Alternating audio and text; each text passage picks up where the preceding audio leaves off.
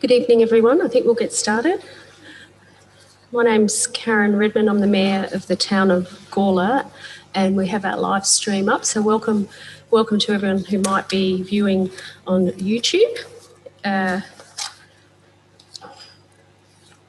So firstly, I'd like to acknowledge this land that we meet on tonight is the traditional lands for the Kaurna people, and that we respect their spiritual relationship with their country. We also acknowledge the Kaurna people as the custodians of the Greater Adelaide region, and that their cultural and heritage beliefs are still as important to the living Kaurna people today. So firstly, welcome to members of the Community Gallery who are here in person, face to face. Welcome to staff. Media representative Brendan from the Bunyip, and roll call. Welcome members. We have an apology from Councillor Goldstone, and we also have an apology from Councillor Shanks, and that has been noted. Thank you, Kate, in the minutes. And everyone else is here, so welcome. So I've done the apologies. Are there any motions to grant leave of absence, councillors? Can't see anyone putting up their hand. And I have no leave of absence and I have no non-attendance. So public open forum. Now I have two people that have registered their interest in speaking. We have Mr. Trevor Bellchambers and we have Mr. Matthew Hunter. Thank you, David, for turning the mic on. So Trevor, would you like to come forward? And we have generally around 5 minutes. So thank you, Trevor. And then Matthew after that. Your Worship, the Mayor, Mr. Annette, councillors, council staff, ladies and gentlemen of the gallery, good evening. My name is Trevor Bellchambers. I'm Neighbourhood Watch Coordinator for Gawler East 111 and have been for the last 32 years.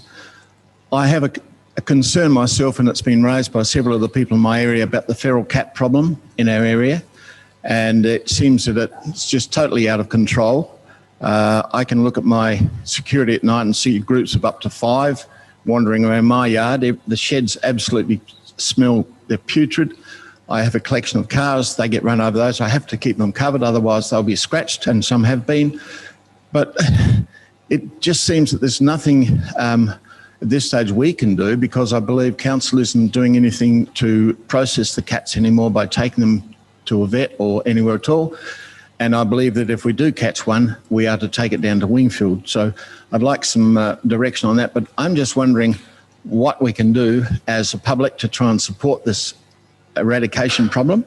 I'd love to see council have a policy signed, because you've got an excellent one that's not signed, which would help control the cats, because it sets out in black and white what the requirements are. A lot of the problem is coming sadly from my neighbour, who has a mass of cats inside the house and several rooms, extensions outside full of cats as well. Plus she feeds, I think, every cat in the neighbourhood. She has some manic obsession to own every cat in Gawler East. And so she puts out multiple feed for them every night. And because of that, they don't want to go away. They're being too well fed, and they live in my place and all the places around. And some of the folk behind me are here tonight to support that factor, that they are sick of it as well. And just wondering if council has any action in mind. If not, possibly could we form an action to try and help alleviate this problem. Just by illustration, when I was a young person years ago, I set 80 traps when you did trapping one night out at Malala. I caught 57 cats and 12 rabbits. You can't eat cats. And it hurt me to have to use a whole packet of bullets plus some just to get rid of the cats before I could get the rabbits. But Gawler East just has a major problem. They're breeding totally out of control, and I'm saddened by that, because I know the toll on wildlife and birds in the area, and I often find feathers and things, although the lady says, oh no, they won't do that, they're well fed. No, they're hunters, they're killers. They won't change. So I'd just like to leave that with council, if I may, to find some direction on how we can help with that problem. Thank you. Thank you, Trevor. Now, Mr. Viney, you're in charge of environmental services and pests that include feral cats. If you can, contact Mr. Bellchambers and talk to him afterwards, but also if you can provide some clarity right now on the cat bylaw and the effect that it might have or not. Thank you. Thank you. Yeah, through the chair, I'm happy to catch up with Mr. Bell-Chambers and provide him with a further, more in-depth update. But council is in the process of progressing a bylaw.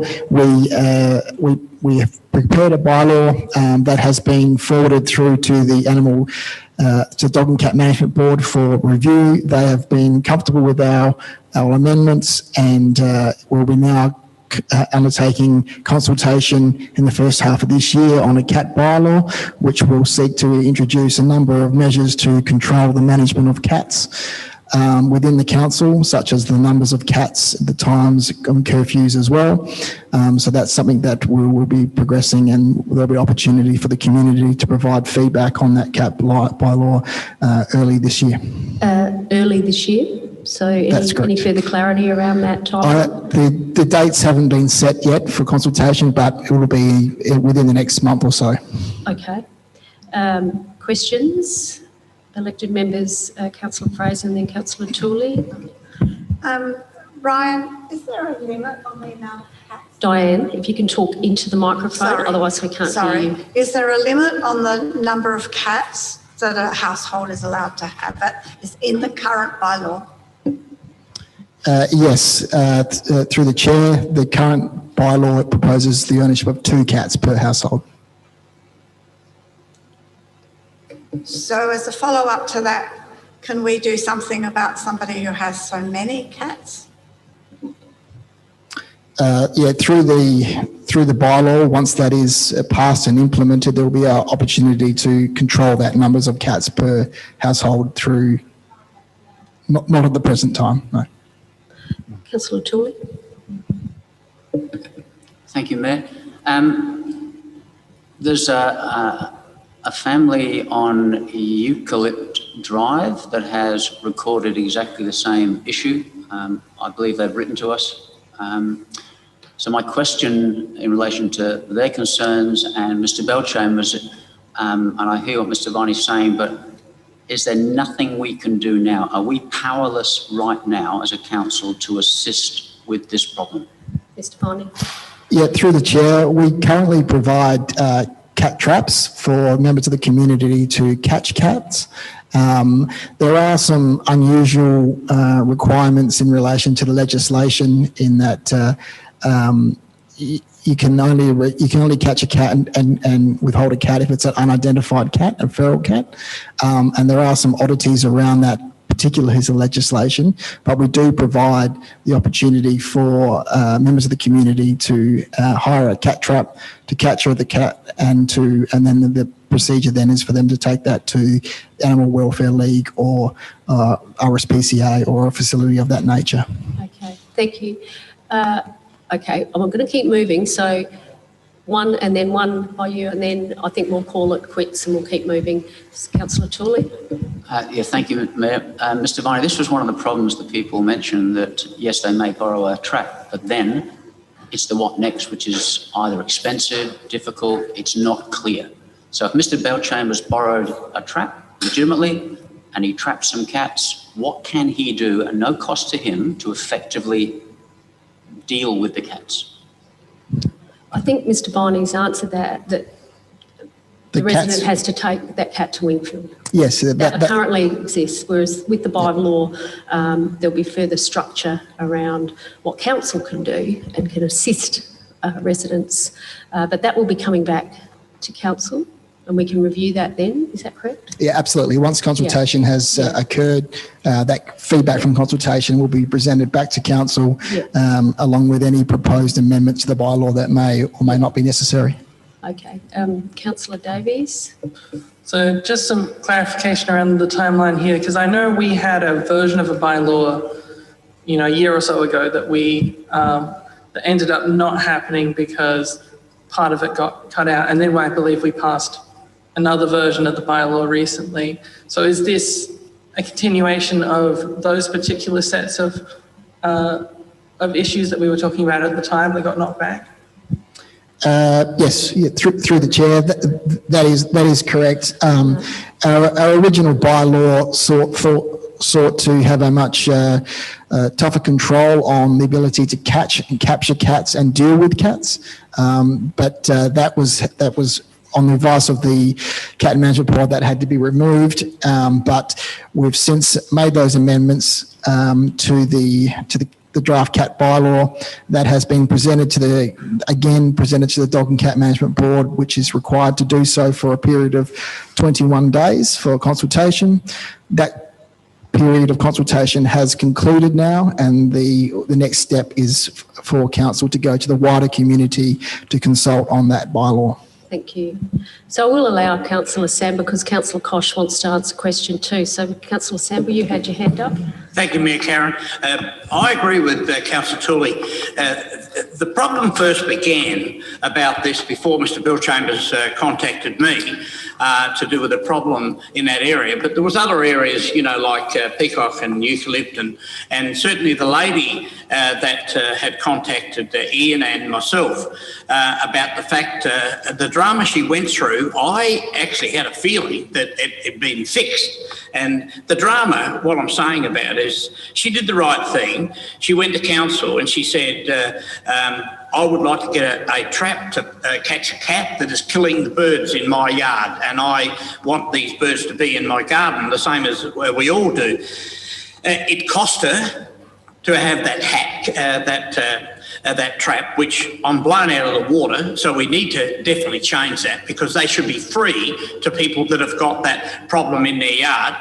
The second thing, she caught the neighbour's cat, and she took the neighbour's cat to the vet.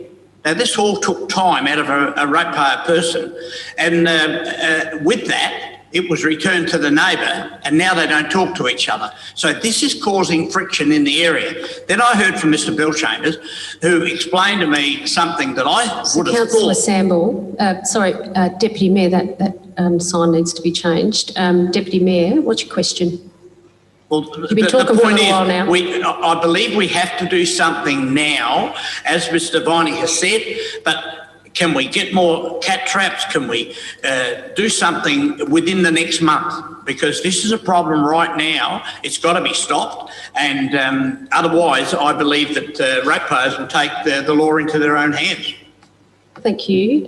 Councillor Koch, and then we'll wrap this up, and I'll ask Mr Hunter to come up. Thank you, Councillor Koch. Yeah, thanks, Mayor. Look, yeah, I think feral cats are a serious problem in our town. I've had a number of people speak to me about feral cats and what we can do. I just want to just to clarify the process. If you catch a cat, how do you identify that it's actually owned? How do you get it checked, the microchip checked? And if it's, from my understanding, if it's a registered cat, it goes back to the owner. If it's not, it goes somewhere else. So what's the process for people? Just so it's clear for people. Mr Viney. Yeah, through the mayor. Yes. So once the cat is captured, the first point of call is to identify to find out whether the cat has a microchip. Council staff have a wand that goes over the cat to identify and read that microchip. Alternatively, the vets also the RSPCA and the Animal Welfare League have similar devices. And once that cat has been identified, if it is registered, well, then it needs to be returned to that property, the owner of the cat. If it is unregistered, well, then it goes to the RSPCA or Animal Welfare League or one of those establishments for rehoming or yeah. Thank you. So, Mr Hunter, if you could come forward, please. Thank you. No worries. Thank you, Mayor, Deputy Mayor, councillors, staff, and also the members of the gallery. I want to thank you for the opportunity to present. My name is Matthew Hunter. I'm a resident of Athol Road in Cuddler. Athol Road is an unsealed road, and I have confirmed in discussions with council that as such, it being an unsealed road, that council doesn't have the opportunity to be able to make the speed limit any other than what the state government allows for, which is 100 kilometres an hour as a rural unsealed road. We have a lot of traffic, which creates a lot of dust along this road, and we have frequent hoon drivers who do snakies down our road all the time. Despite the efforts of myself and other residents, police have indicated that they cannot do anything about it. They're unwilling to try and stated to us that it's a waste of their resources. My wife actually rang up last week and the police officer said, you need to give us evidence that this person was doing snakies down your road, and quite frankly, we don't want to do anything about it. Recently, a car lost control on this road and went through a neighbour's fence on the western end of the road. Luckily, there are no buildings on that part of the road. My house that I live in is a newly built house, and it is a minimum of 13 metres from the fence line. 13 metres a house from the fence line. If a car was travelling at 100 kilometres an hour and lost control, it would take less than 2 seconds to leave the road and hit our house. There's no safety barrier to stop them. It's just wire fence. Our children's bedrooms are at the front of our house. And if that happened in the middle of the night, there's every likelihood if it hit that part of the house that our children could be killed. I've been informed, I've been speaking with council about this. There is roadworks currently going on, but the roadworks don't include sealing the road. The only way that the speed limit could be reduced on the road would be if it was sealed. And there's no plans to seal it at this point in time. I've been informed, however, by council that signs could be erected to tell drivers to drive to the conditions, as if any Hoon drivers are going to see those signs and adjust their behaviour because of that. The only way to improve safety would be to seal the road, enabling the speed limit to be reduced and limit the risk of cars losing control. I've spoken to all of our neighbours up and down the road. They were shocked and disgusted to hear that the speed limit was actually 100 kilometres an hour and that nothing could be done about it. And they don't see that it's acceptable, this road, with the amount of traffic that it has, and also the residential nature of the houses along the road, that it's not sealed. We actually pay a residential rate in that area, and this road is required to be resurfaced every 2 months. The number of times it has to be resurfaced since we've moved in has been about 6 times, and we've been there for just over 12 months. And I've been informed by your own engineers at council that this road has to be resurfaced a magnitude of times above any other unsealed road in the entire council area. They said at least in order of 2 to 3 times more often than any other road because of the amount of traffic along it. I don't understand why the roadworks currently being done doesn't also seal the road. It seems like a waste of money to do half a job and not eliminate the dust, noticeably improve safety, and also allow for the speed limit to be able to be changed. All the residents along the road are willing to sign a petition. Plus, I know many of the residents within the surrounding area that also feel very passionately about this issue and are willing to sign a petition about this. The general consensus is that, and the opinion is that the only reason not to seal the road is just to try to save some money or maybe political reasons. We don't understand the rationale. There doesn't seem to be any practical reasons. The road is less than 2 kilometres long, and it's a very frequently used road between Anglevale Road and Coventry Road.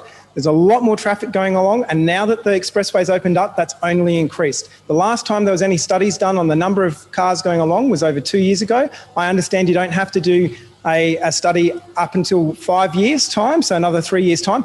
But since the expressway's opened up, the circumstances have changed. There's heavy traffic that goes along the road and much traffic that goes along. So we, as the residents, would really recommend that the council looks at this seriously from a safety aspect, from a practical aspect, from a cost aspect, because you're currently about 6 times a year having it redone. Really consider seriously sealing the road properly and looking at being able to reduce the speed limit on that road to ensure safety. Thank you very much for your time. Thank you, Mr Hunter. Councillor Hughes and then Councillor Tooley. Yeah, I've got a couple of questions. I think I'll ask them through the Mayor. So probably the first one is when the last time a speed counter was on Ethel Road, and also should I just ask individual questions or just give them to me? And yep, sure. So the first one was probably the last time there was a counter. Yeah, if you can ask all of them at once. Okay, and to clarify the 100 kilometre an hour speed limit for that area, and maybe looking at the cost-benefit analysis of, because Athol Road does get a lot of maintenance, and to see how many years of would cost in maintenance to bitumise that sort of that benefit analysis as well. So I'm not sure about answering the cost-benefit analysis. See how you go with that, but if you could keep it short and perhaps try and address those questions, and if you can't, we'll take them on notice. Thank you, Mr. Delina. Yeah. Thank you, Madam Mayor, through you. There's been some ongoing dialogue with Mr. Hunter.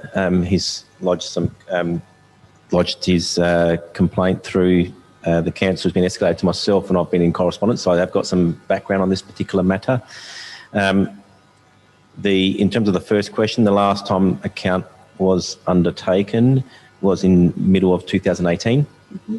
So in terms of, and that was, as we've got, this has been, Athol Road is the road that's probably generated a lot of requests over time, and was the catalyst for council developing its sealing of unsealed roads, rural roads policy, of which we set a framework behind. That's when that service level to go from an unsealed road to a sealed road would be enacted, in terms of providing for a budget bid to be developed as they hit a certain trigger. Athol Road doesn't meet that trigger in accordance with the current council policy. It has less than 150 vehicles per day, which is the minimum, before we'll start assessing it against a number of different criteria in the policy. And so that's, I suppose, just the general to the first question. Second question was in regards to the speed limit. It is, the state government does have a default speed limit of 100 kilometres an hour on unsealed roads. So whilst it's not posted, the reality is vehicles have to drive to the prevailing conditions. We have we've reviewed this situation. I've looked into this a bit further following the complaints from Mr. Hunter.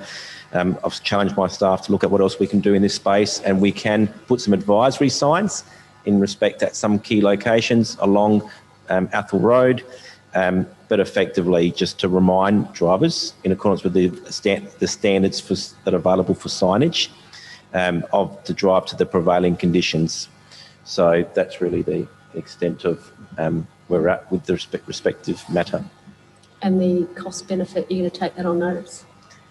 It's a fairly complex question. That's an interesting one. I can recirculate the agenda report that went to the IS committee, which had all the background information in regards to this matter, and also I suppose the rationale behind maintaining the current approach. Okay, I think that might address that. Thank you. Now, Councillor Toole, you had your hand up.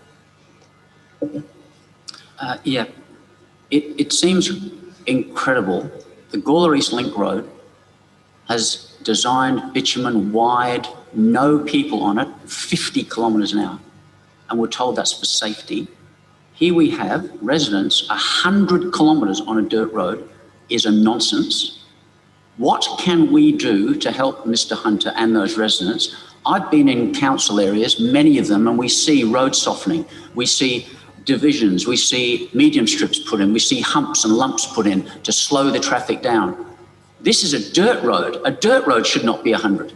So what can we do to help Mr. Hunter? Can we write to DipTie, whatever their current name is, and say we want the speed reduced to 60? Can we insist on some speed softening mechanisms? Thank you. I mean, we're talking, Councillor Fraser talked about the bottom of the road, the intersection at the railway line, and said, can we do a medium strip to soften the people hooking around? Remember you saying that, Councillor Fraser? And we said, yes, we'll do it. We can't do nothing for these people. I never knew that road was 100k. Okay. That is ludicrous. I might put that to Mr. Delina. So if you can address that as best you can, Mr. Delina, and if you need to take it on parts of it on notice, do so. We've certainly looked into the matter. We're constrained by the laws in respect to that beyond the council's powers.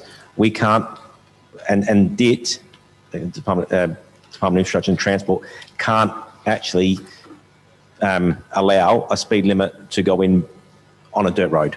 So it's 100 kilometres an hour. This is across the state. So there is no mechanism to allow for a speed limit to be implemented. Yeah, yeah. But what I will say is that we are in the process at the moment of resheeting this road. So that was allowed for in our budget. We are using a recycled bitumen product, which has low dust generation properties, is slightly more bound, and actually provides a improved trafficable surface.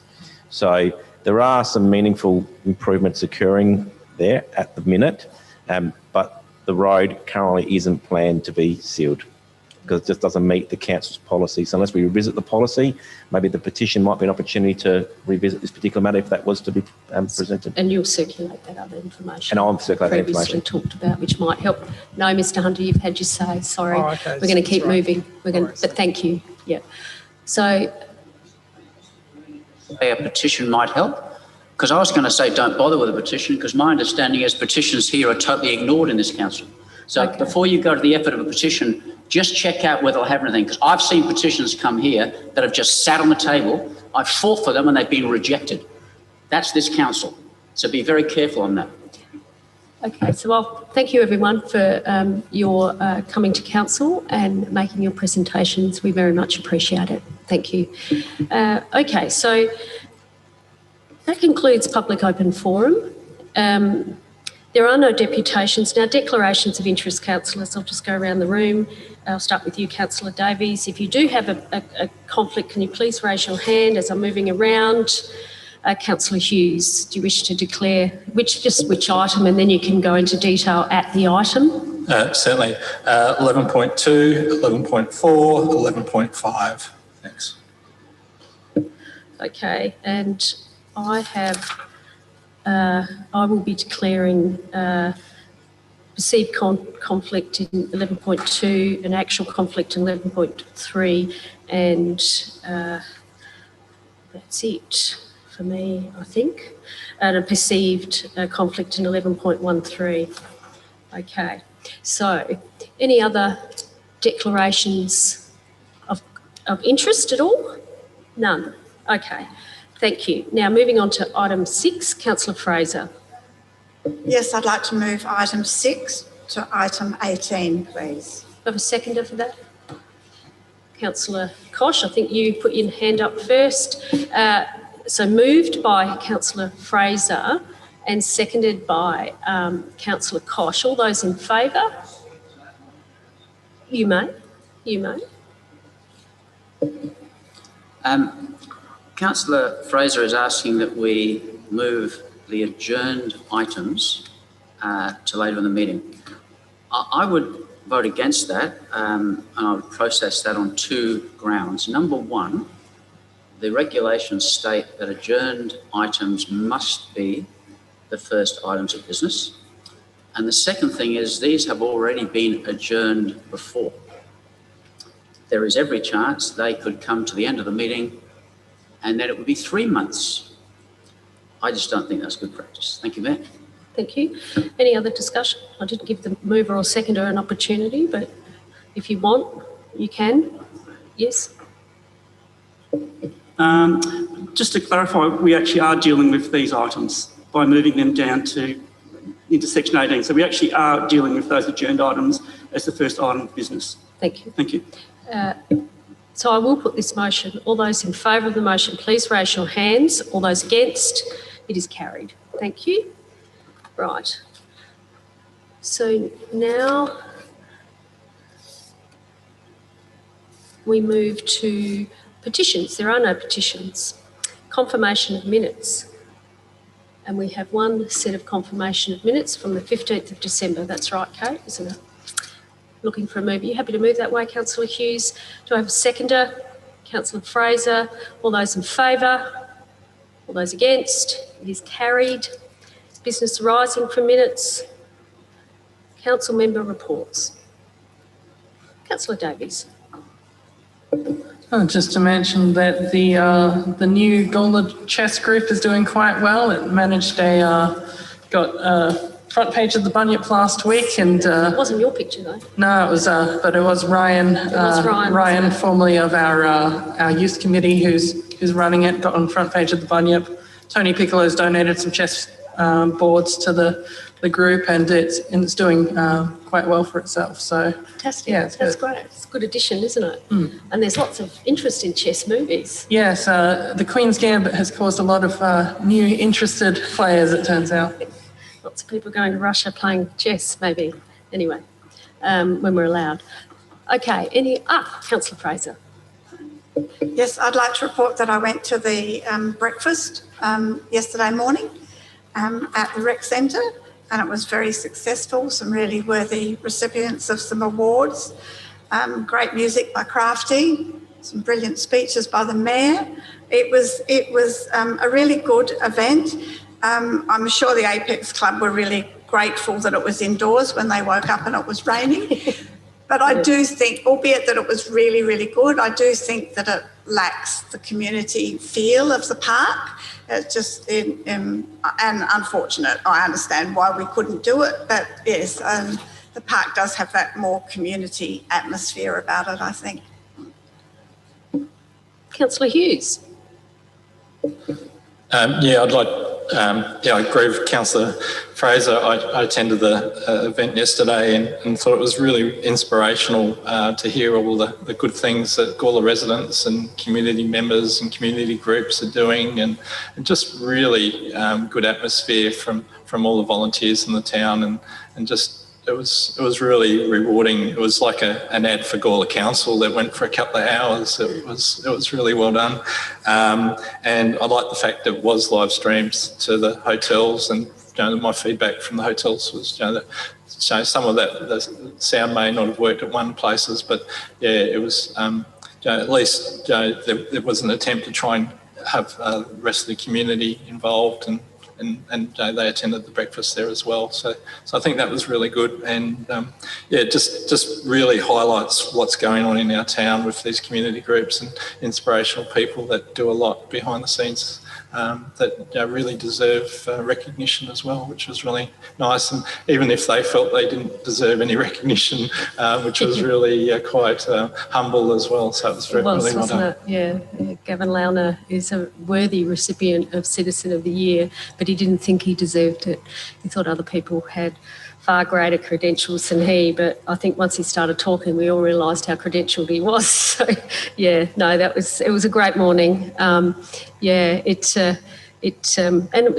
We've had a fairly quiet New Year and Christmas break, which it's been quite thankful. We haven't had any fires, haven't had any real flooding, and apart from COVID and different requirements under COVID rules, and hopefully the vaccine comes and we get far greater protection and everyone lines up and gets their vaccine and then gets their second vaccine as well. So fingers crossed that that all pans out, and hopefully we all get many opportunities to access the vaccine. So I went to I still had a few events that I was going to, not too many over the break.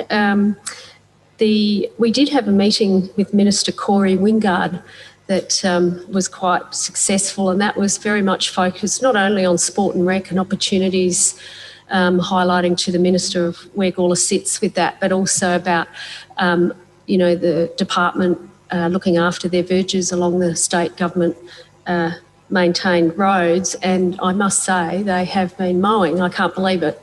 It's actually been done. So that was quite an encouraging and fruitful discussion with Minister Wingard. So thank you to Minister Wingard for listening. There were the usual we had our Christmas function, we had a volunteer Christmas function on the 14th of December. I went along to a couple of events here in the Civic Centre with making calendars, and then there was also a craft and cuppa afternoon, which I believe went really, really well. So I think that, it's been reasonably quiet, but it's good to not always be busy. It's good to sometimes have a break and recharge our batteries. So, but I'll submit that now. Deputy Mayor Sample. Thank you, Mayor Karen. Yes, I'd like to endorse what Councillor Hughes and Councillor Fraser have said. What a fantastic event under the circumstances at the rec centre there. And the way it was organised, that was the 29th event. Next year is going to be the 30th year, and the Apex Club all the way along has actually been organising it, and now with the costs and everything it's certainly in need of getting funds, as council has sort of helped over the period of time. I think it's most important also to do with the awards for the year. The passionate speeches from the actual persons that received those awards was something that really put a lump in my throat. It really also opened up a big book about some of the problems we have in their town.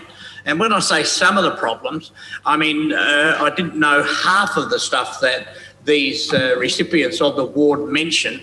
And I think it's to the point in time where we need our media through our local paper, The Bunyip, and that to maybe emphasise in some way that more help is needed in our community with some of these things when you look at so few do so much for so many.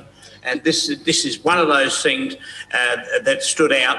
And also I would certainly urge the community to nominate people that have done a bit more service above self, and that sort of came on out with the speech that our Citizen of the Year had said, which was again very dedicated, very embarrassed that he got it because he didn't believe he needed it, but he's just one of many that certainly deserve the pat on the back and that was there. So with the many things that council's put on over the time, the Sanders Cave and all these sort of things, I do believe that with the signage and all those sort of things that council has done as much as it can do in the situation that we are now in.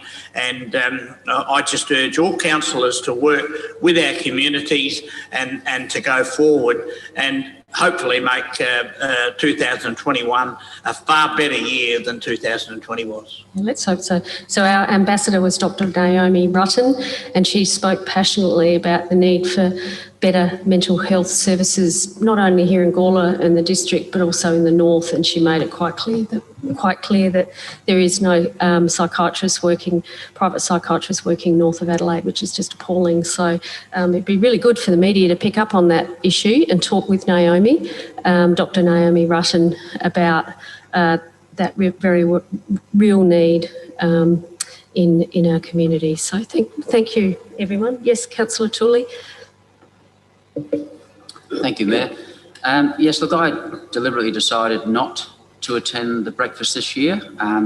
I've been paying a growing attention to the voice of our Indigenous people, and I chose to attend via distance what they would call the Sorry Day or Invasion Day. And I do believe that we as a council need to have a conversation about this. We say we have a reconciliation plan. We say we proudly have the flag and the shield. But the voice of our Indigenous people, when you look at it through their lens, and that's what's happened to me. I've moved from being opposed to be sitting on the fence to now recognising their view that day for them. So, Councillor Tooley, this is about... I'm not doing anything different to what Councillor No, he talked about the breakfast. He talked about, but you're talking about an issue. I'm talking about the breakfast I attended. You haven't been to any events. And I'm just giving the same encouraging that you allowed This isn't a soapbox for a particular issue. Appreciate your thoughts. But it is not it's not a soapbox for individual issues. This is just your double standards, Mayor, because you've allowed the Deputy Mayor to go on and on, both in his questions previously and now in this, to give his opinion. I'm simply giving my opinion and about you've done that, breakfast that I attended. This is about attending events and the reports from councillors of where they've been. It's not about a soapbox. I went to the breakfast. I'm going to wrap you up. I went to the and breakfast. I'll tell you what, hopefully we're going to be doing some cultural That's not what I'm talking about, and you're taking my time. And you'll have plenty of opportunity my report to bring that up I went to a celebration that was the alternative to the Australia Day breakfast. We're going to move on. And I am sharing my view. That's one of my points in my report. I'm hoping that somebody can move that we accept the elected member reports. This is just another example of your discrimination, and I hope the media is watching. Thank you, I hope the media is watching. Are you happy to move that way? This is what you do to gag. Do I have a seconder? Thank you, Councillor Hughes. All those in favour? All those against? You have to vote. You're sitting in your chair, so you have to vote. Otherwise, you're in breach. Okay, so just if we can note that Councillor Tooley did not vote for that. No, you didn't. So thank you. So now we'll move on to item 11.1 on page 8. Thank you. Council Stimulus Program, Gawler Meals on Wheels. You happy to move that way, Councillor Fraser? You happy to second, Councillor Samble? Any discussion? No? If not, I'll put that motion. All those in favour? Carried unanimously. Thank you.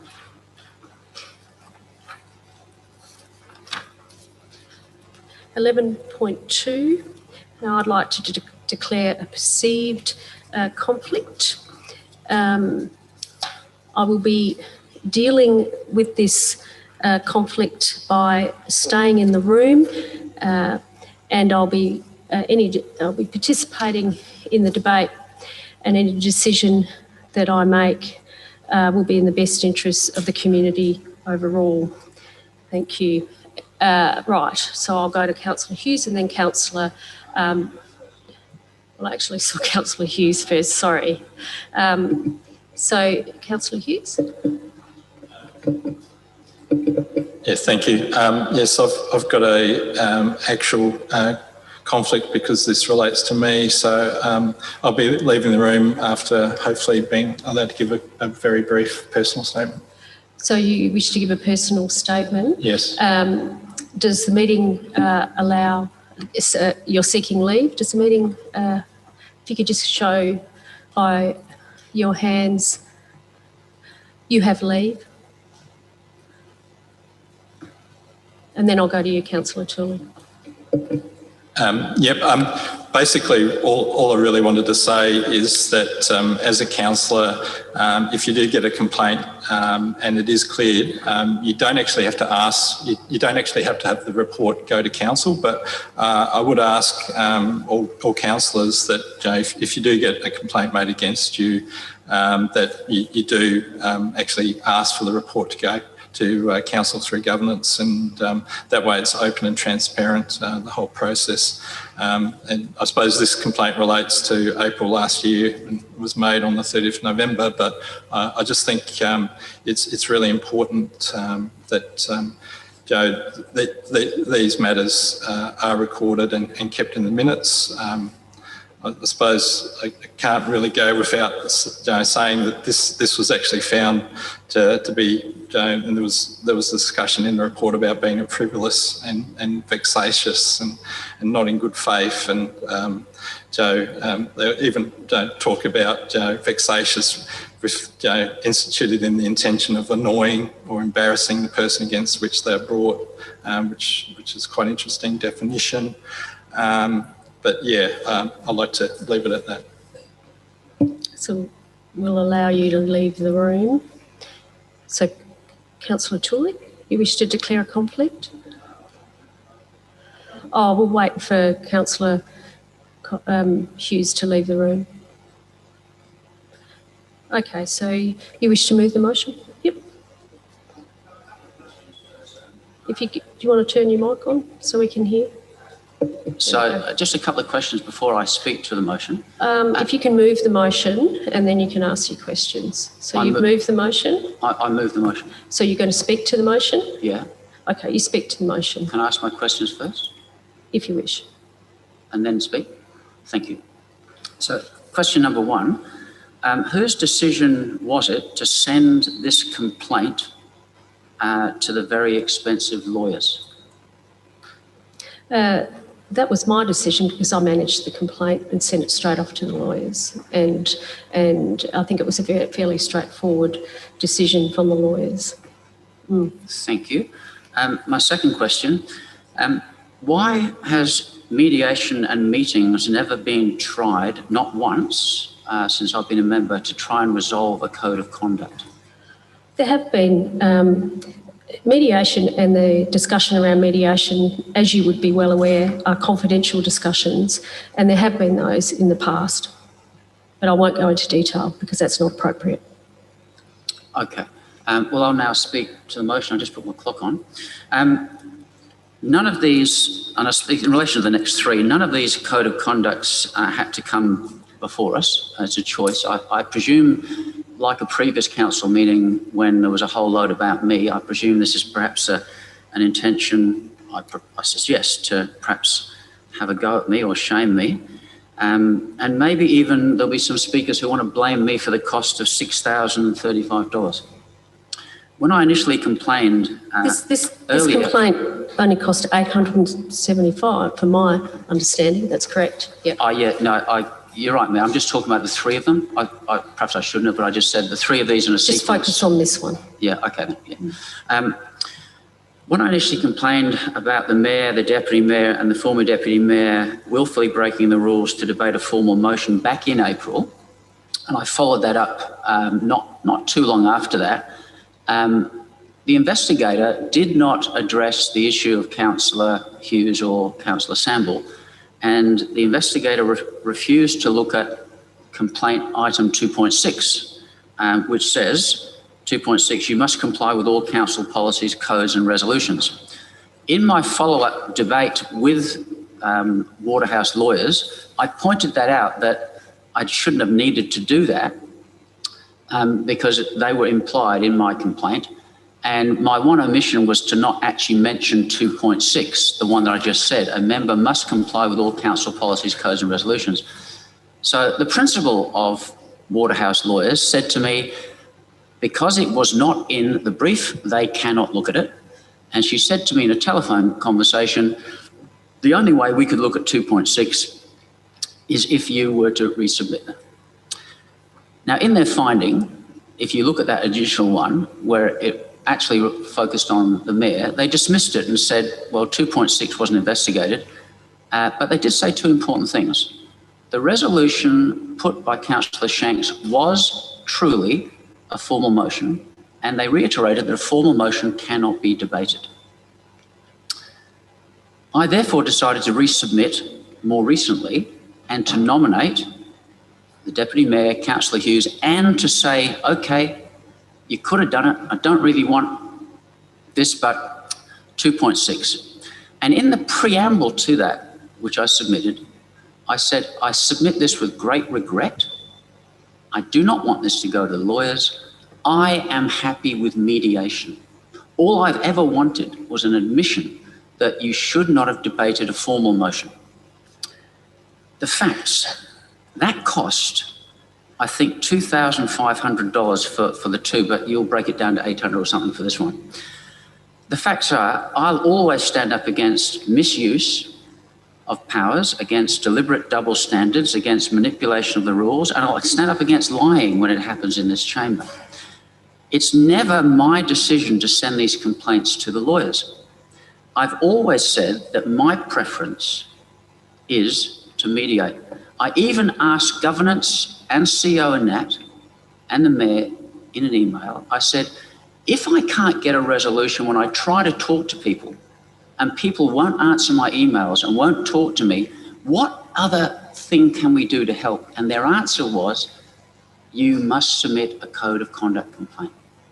So I followed that guideline because I did not get an answer from Councillor Hughes or anybody, the Mayor. I did not get an engagement. I was willing to discuss and have this resolved through dialogue. And so I submitted it.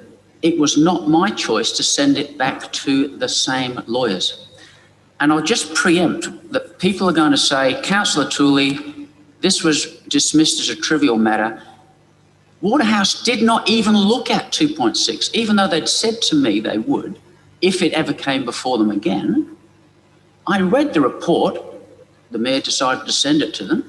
I read their report, and they just, for $800 odd and $1,300 on the next one, they just dismissed it outright and said, look, let's call it vexatious and trivial. And they got their money for that. They didn't even do what they said to me on the phone. And in my subsequent emails to them, and I can table those, I sent many emails to the principal of Waterhouse saying, you need to look at 2.6 in the original one that's come before you. They didn't even look at it. They dismissed it. And I know what's going to happen. 10 seconds. Okay, I'll save the next bit for my finished rebuttal. Thank you. Do I have a seconder? Councillor Little. Any other discussion? Councillor Kosh. I actually wasn't going to say very much, but I will now.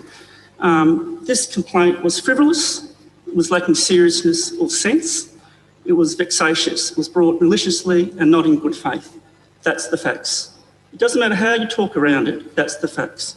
This complaint was based on facts that Councillor Tully had already made a complaint about, and that complaint was dismissed. This was just a repeat. It's a serious waste of council resources, let alone the stress and whatever on Councillor Hughes. Councillor Tully continually rails about being bullied. I only see Councillor Tully being the bully and weaponising the processes to attack others. This is malicious. The motion recommends essentially no action as there is no breach. I would, though, like to see Councillor Tully apologise to Councillor Hughes, also this councillor and the community, for unfounded allegations, and also pay the $1,015 costs. Councillor Tully is always complaining about councillor wasting money. He should just stop wasting money. In a recent email, he said, "I will not be part of bad policy, bad decision-making, waste, discrimination, bullying or game playing. I can only see examples of this behaviour coming from Councillor Tully, nobody else." And when we talk about mediation in Councillor Tully's terms is, and it's in here, it's in his words. What's the point of order, Councillor Ballalonga?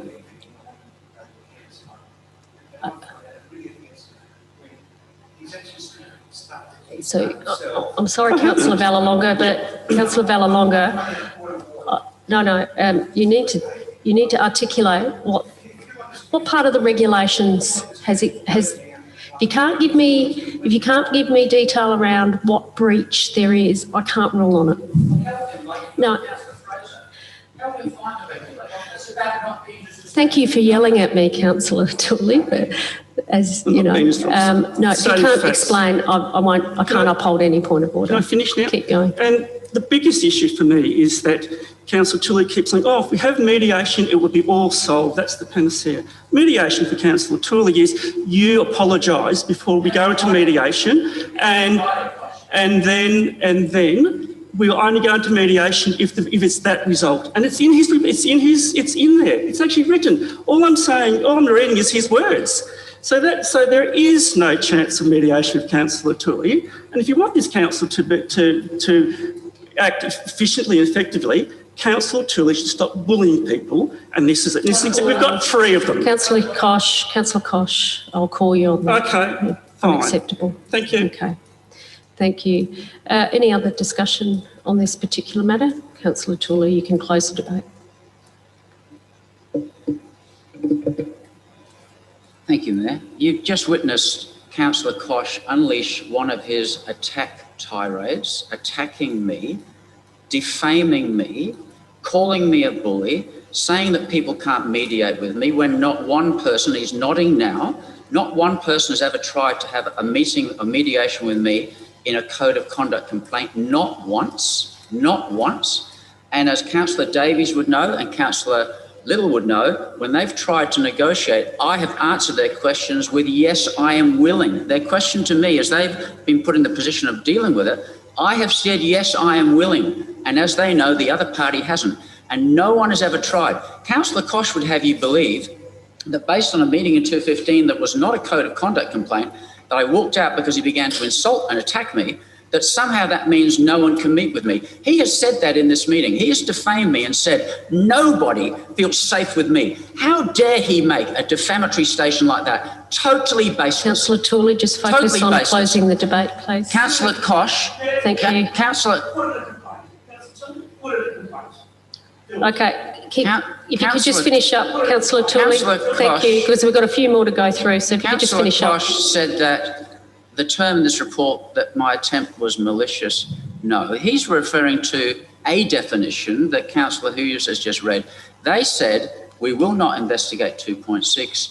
We're going to deem this to be frivolous because it was an expansion, a follow-up on trying to get justice when they refused to give me justice on my first complaint. Why am I complaining? Because there are double standards. The rules should be the same for everybody. I should come into this council and feel safe, as every other member should, and I should know that if the rule says you cannot debate a formal motion, I should know that I am safe to do that, as is everybody else. Mediation has never been attempted. And in terms of the money that Councillor Koch talks about,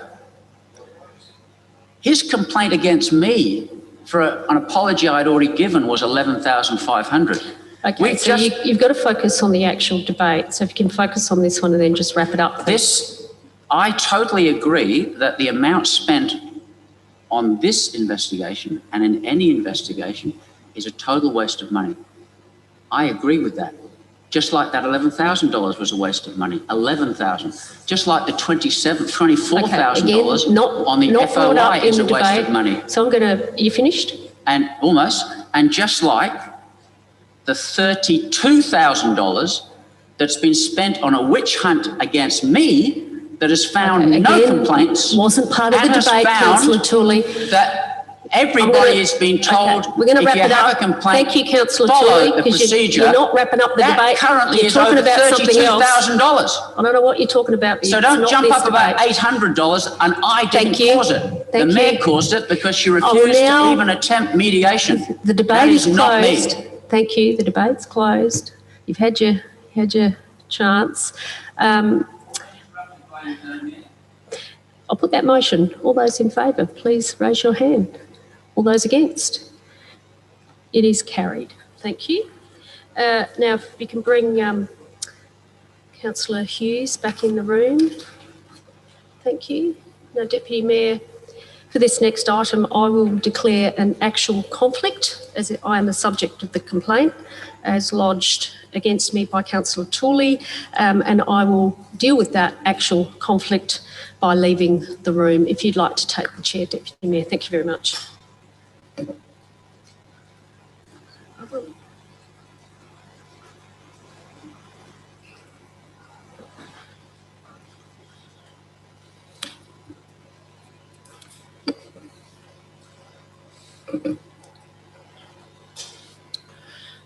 Thank you. Now we have move on to item 11.3, Code of Conduct complaint. And you've all read and certainly heard in the from 11.2 of parts of that. And as stated, it was 8 months ago, and this was actually brought to light on the 30th of November. So the officer's recommendation is there. Have we, Councillor Tooley? Councillor Tooley moved the motion. Have we a second to the motion? Councillor Vallelonga. Councillor Tooley, would you like to speak to the motion?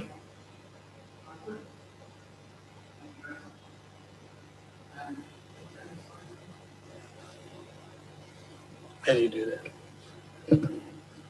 I think that. Thank you. Once again, I'll make it very clear.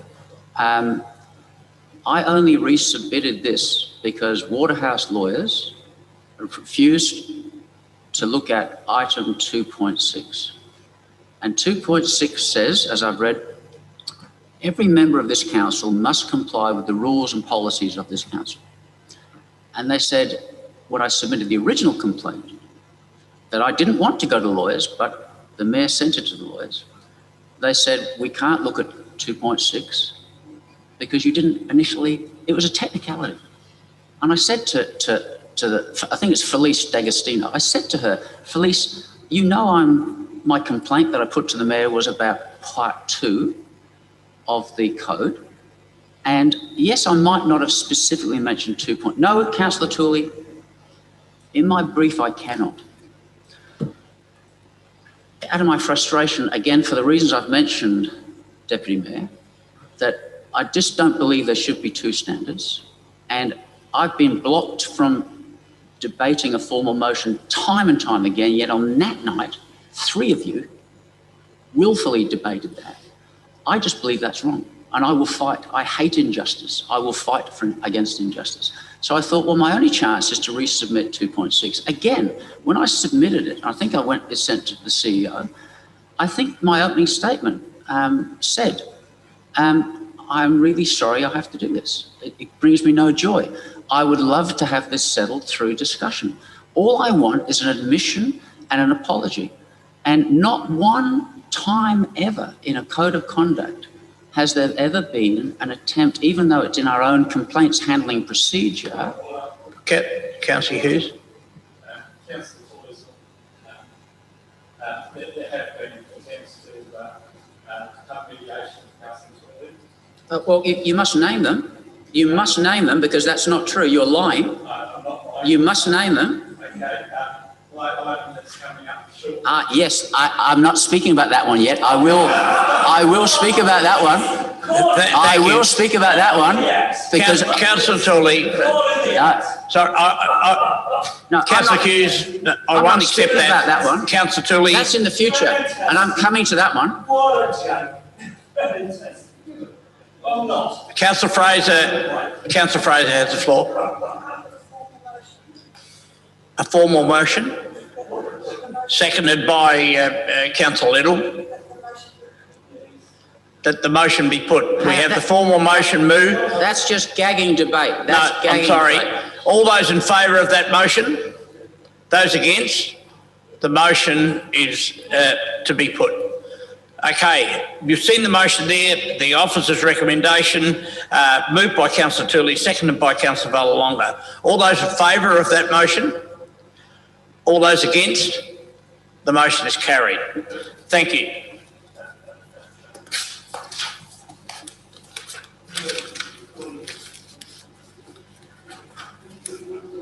I think somebody's going to have the smile wiped right off his dial in a minute. Someone who just thinks it's a joke and is totally wrong. I think the argument's going to completely show him to be the fool that he is.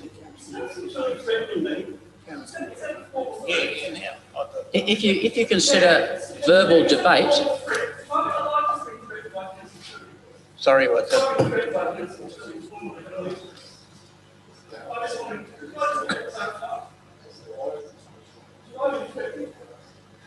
Thank you. Deputy. You're going to have your smile wiped off as well, pal.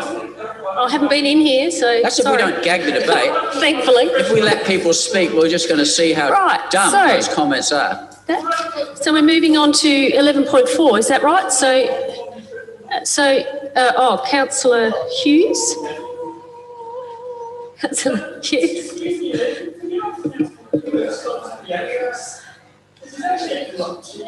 Okay, Councillor Hughes, you've got the floor. Thank you. Yes, I'd like loudly. Thank you. I'd like to bring some decorum to the room and actually declare a actual. I just can't believe what happens. But yeah, I've actually got an actual conflict in this issue, and I'll actually be leaving the room, even though the complaint was made against me and I was cleared. I would like to make a personal statement. Okay, with the leave of the meeting. You seek leave of the meeting, Councillor Hughes. If you could just show by a show of hands, councillors, if you're happy. So if you could show by a show of hands. You've got leave, Councillor Hughes, if you turn your mic on.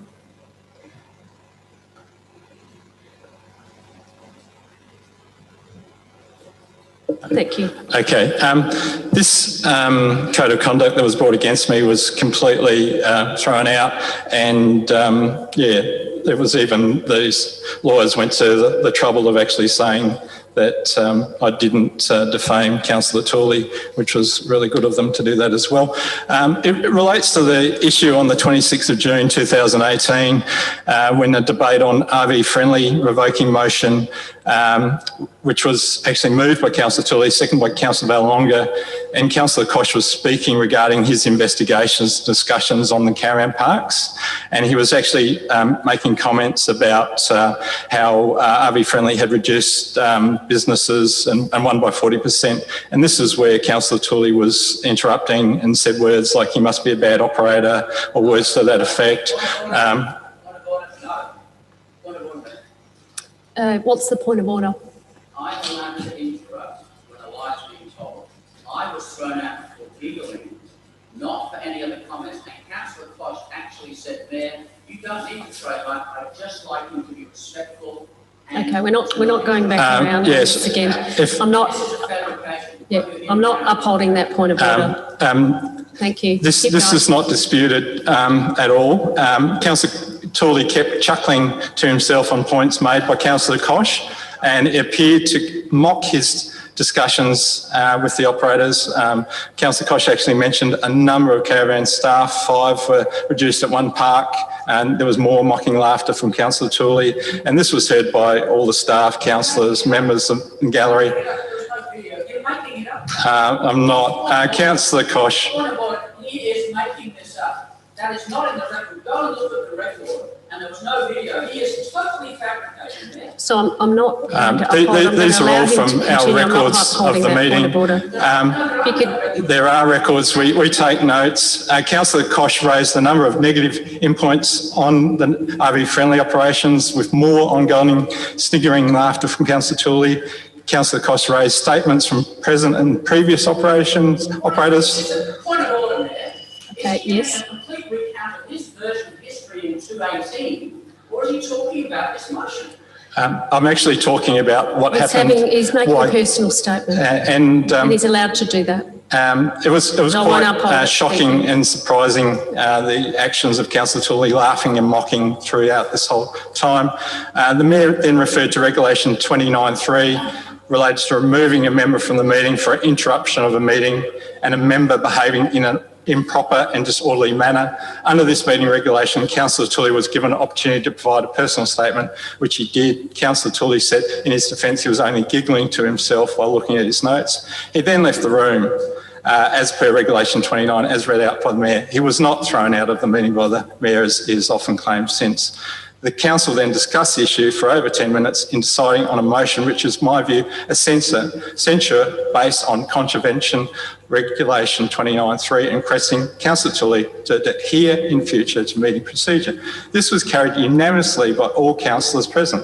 I think all councillors present were very upset by Councillor Tooley's behaviour in interrupting improperly and disorderly towards Councillor Koch, and voted for that message to be conveyed to Councillor Tooley, that his behaviour was not as a councillor should behave, and that he should not behave in this manner again. Read out what the lawyer said afterwards. I'm not reading out I'm reading what I want to read out.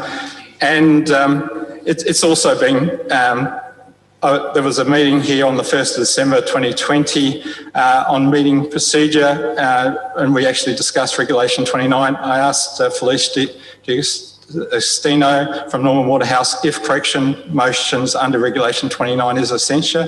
Her answer is to all present was that any successful motion that finds a contravention has occurred is a censure from Council. And yeah, I do note Councillor Tooley was not at this workshop. I think Council needs to have and implement proper standards so Council is respected by its community. I see it in raising points of order as part of Councillors' role in helping to hold their office in high regard. We can't have Councillors misrepresenting or misleading our community.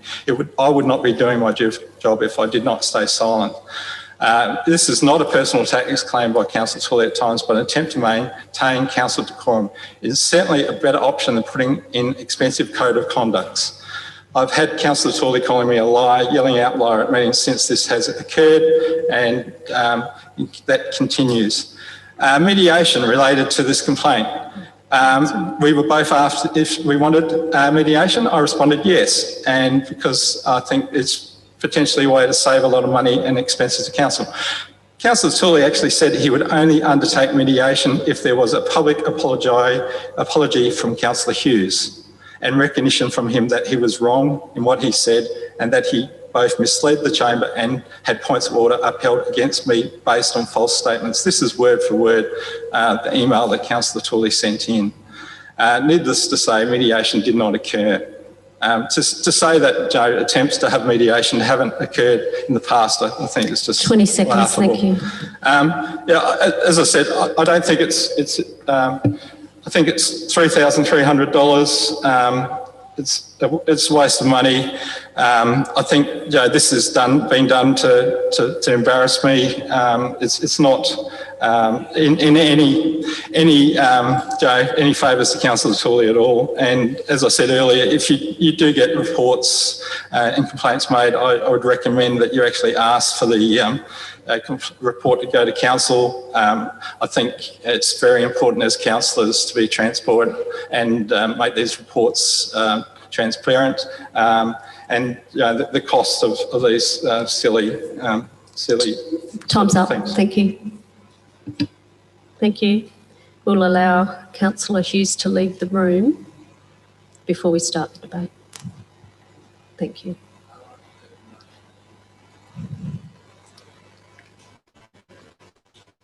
So moved. Depends on what. Well, you know the rules. Okay, just a couple of points. A lot of what Councillor Hughes just said then was a complete fabrication. I have vivid memories, and it was reported by the Bunyip. You can read the article, you can read the letters to the editor. It was a farce. I giggled. Councillor Koch said at that meeting, please don't interrupt me. The Mayor went to the folder, began reading it. I was surprised what she was doing. Councillor Koch even said, Mayor, I just want him to not interrupt me. All I did was a giggle because it was funny. That did lead to a complaint several weeks later, and the lawyers came back, and the lawyers were quite scathing. They said it didn't qualify as bullying, and I have the statements here with me, I carry them to every meeting, but they said to the Mayor, for throwing someone out, you must use your powers sensitively, and you must only do it for extreme measures. They also said that giggling, interjection and banter was a normal part of a meeting, and they also said that councillors should have a thicker skin than most.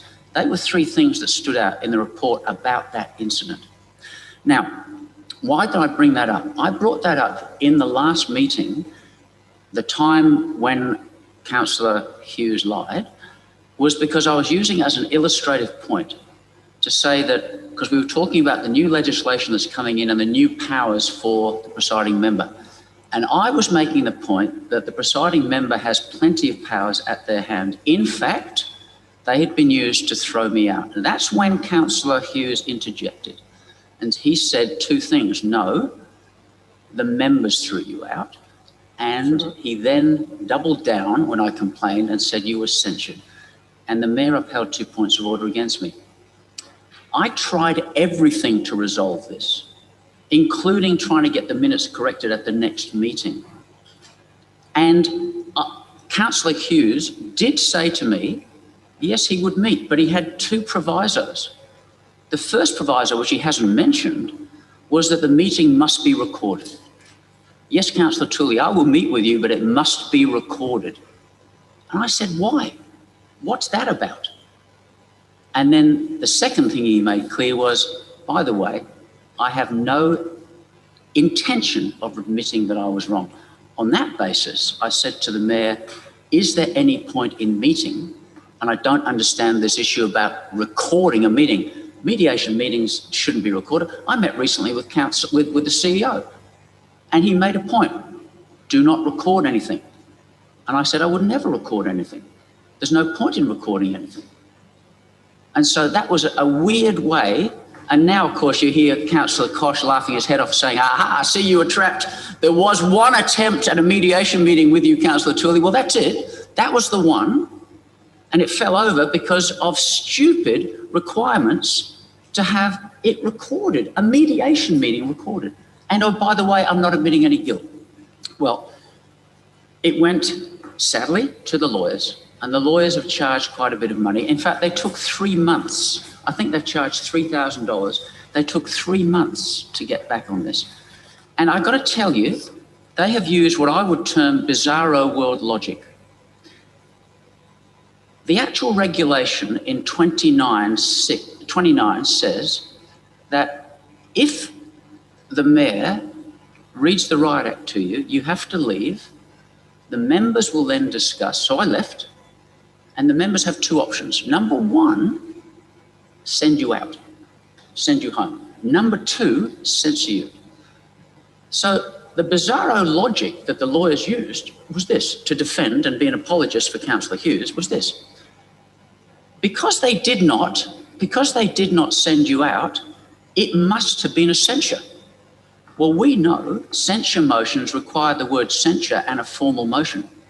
The actual fact is the members decided none of the above. No, it doesn't. They decided none of the above. Have a look at the wording of what they said. They said, call Councillor Tooley back in. We consider the matter trivial. Let's just remind Councillor Tooley not to interrupt. That was it. It's not a censure motion. The members were disgusted. They brought me back in and just said, Ian, and if that's the case, I've been censured at every meeting. Every time there's a point of order against me, thank you. I must have been censured by that logic. How long have I got left, Mayor? 20. Oh, how many? 15. 15 seconds. Yeah. So by that logic, I've been censured every meeting. It's a nonsense. And Councillor Hughes was wrong. I was not thrown out by the members and I was not censured by the members. Do I have a seconder? I haven't got a seconder yet. Councillor Vallelonga's having a second. Councillor Fraser? If you can, so Councillor Fraser has moved a formal motion that the motion be put. Do I have a seconder for that? Councillor Kosh seconds the formal motion that the motion be put. I'll put that motion. All those in favour that the motion be put, it is carried. Thank you. So I will now put the motion. Division. I didn't see those hands. Division, please, ma'am. Can you call a division on a formal motion, Kate? Kate? I believe so. Councillor Tooley called a division. All those in favour, please stand. That the motion be put. I'll call your names out. Councillor Davies, Councillor Kosh, Councillor Deputy Mayor Samble and Councillor Fraser are in favour. All those against are Councillor Vallelonga, Councillor Tooley and Councillor Little. The motion is carried. Thank you. I will now put the motion. All those in favour of the motion, please raise your hands. All those against, it is carried. Thank you. If somebody, oh, thank you, David. Okay.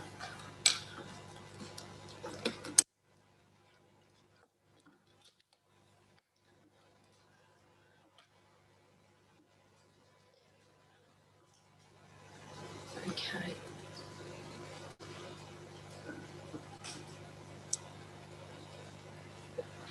Okay, so we are now on page 19. You've got, you like to declare a conflict, Councillor Hughes? Yes, this relates to my place of work and so as I'm an employee there, I'll be leaving the room. It's perceived interest. The interest is? The interest is that I'm an employee based in the building that's affected by this lease. So it's perceived interest, so I'll be leaving the room. Thank you.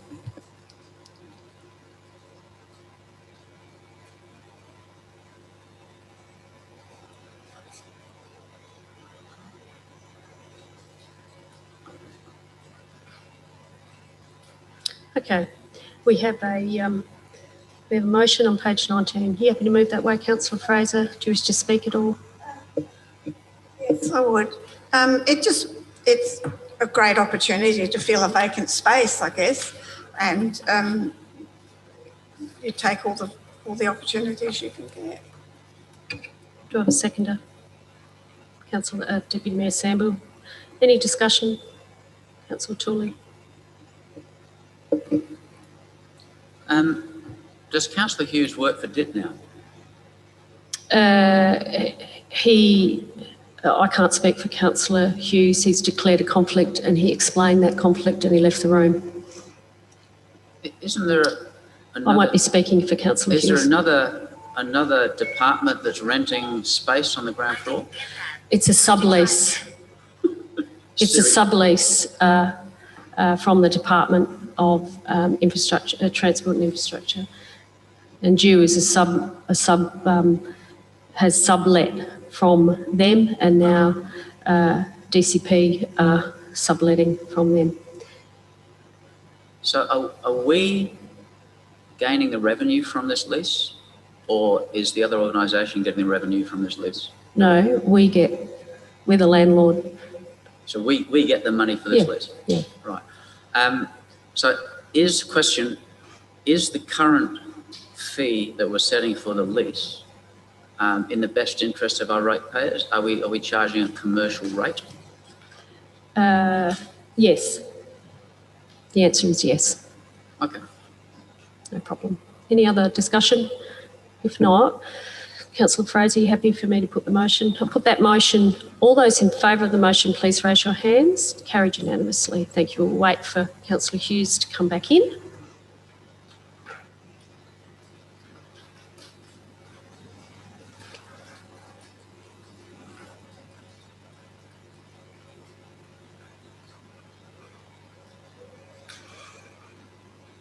Where is he?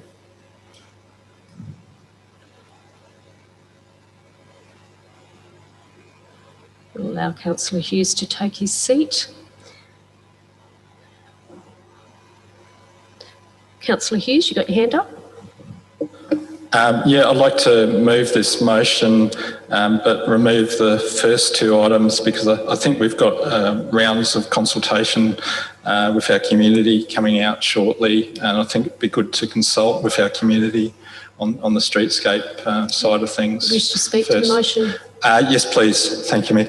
I think this is really good work by council staff and in the grants work. I think it's really important to look at these grants. I think there's even others for sustainability, with native vegetation, water sensitive urban design and things like that coming through. So there's quite a lot of opportunities. So I think it's really important that we continue to be on the front foot like we are. I just would like the councillors to support this motion and get it through so these grants can be put in for the other items, and we'll come back to 1 and 2 later on. Thank you. Do I have a seconder for that? Councillor Fraser, are you happy to second? Do you wish to speak? Yes, I'm quite happy to have those first two items taken out. It's a shame. It would have been great to get it done, but Councillor Hughes is right. We've put it out for public consultation, so we should really be waiting for that to happen. Any other discussion? Councillor Koch and Councillor Tooley. Yeah, look, I'm happy to support this motion with that amendment. Yes, but we have got it out for consultation. We really need to talk to the community about what they feel is appropriate for that area. For example, a lot of people are concerned about the trees and this in Lindock Road, and there's a number of options there as well that we probably haven't even thought about. For example, you can actually bundle your low voltage lines, for example, and then trees will actually grow up into those areas, and then not necessarily into the high voltage. Because what happens is when you continually prune a tree,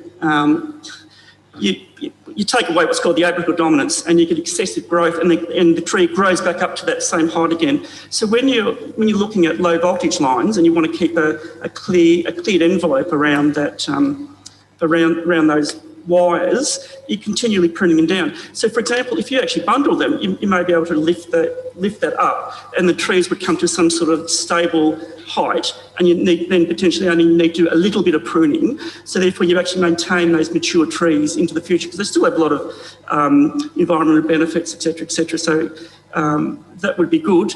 I'm also concerned when we start talking about putting deciduous trees in and their long-term success when we start talking about climate change, especially when we had excessive heat like we had last week, whether those trees are going to be sustainable or not. So I really think there's a lot of issues that we need to talk about, and this is going to come out in the consultation phase. So I think if we can actually, put this to one side, look at all those other issues, and then decide down the track what might be appropriate for that area, I think that's a good way forward. Thank you.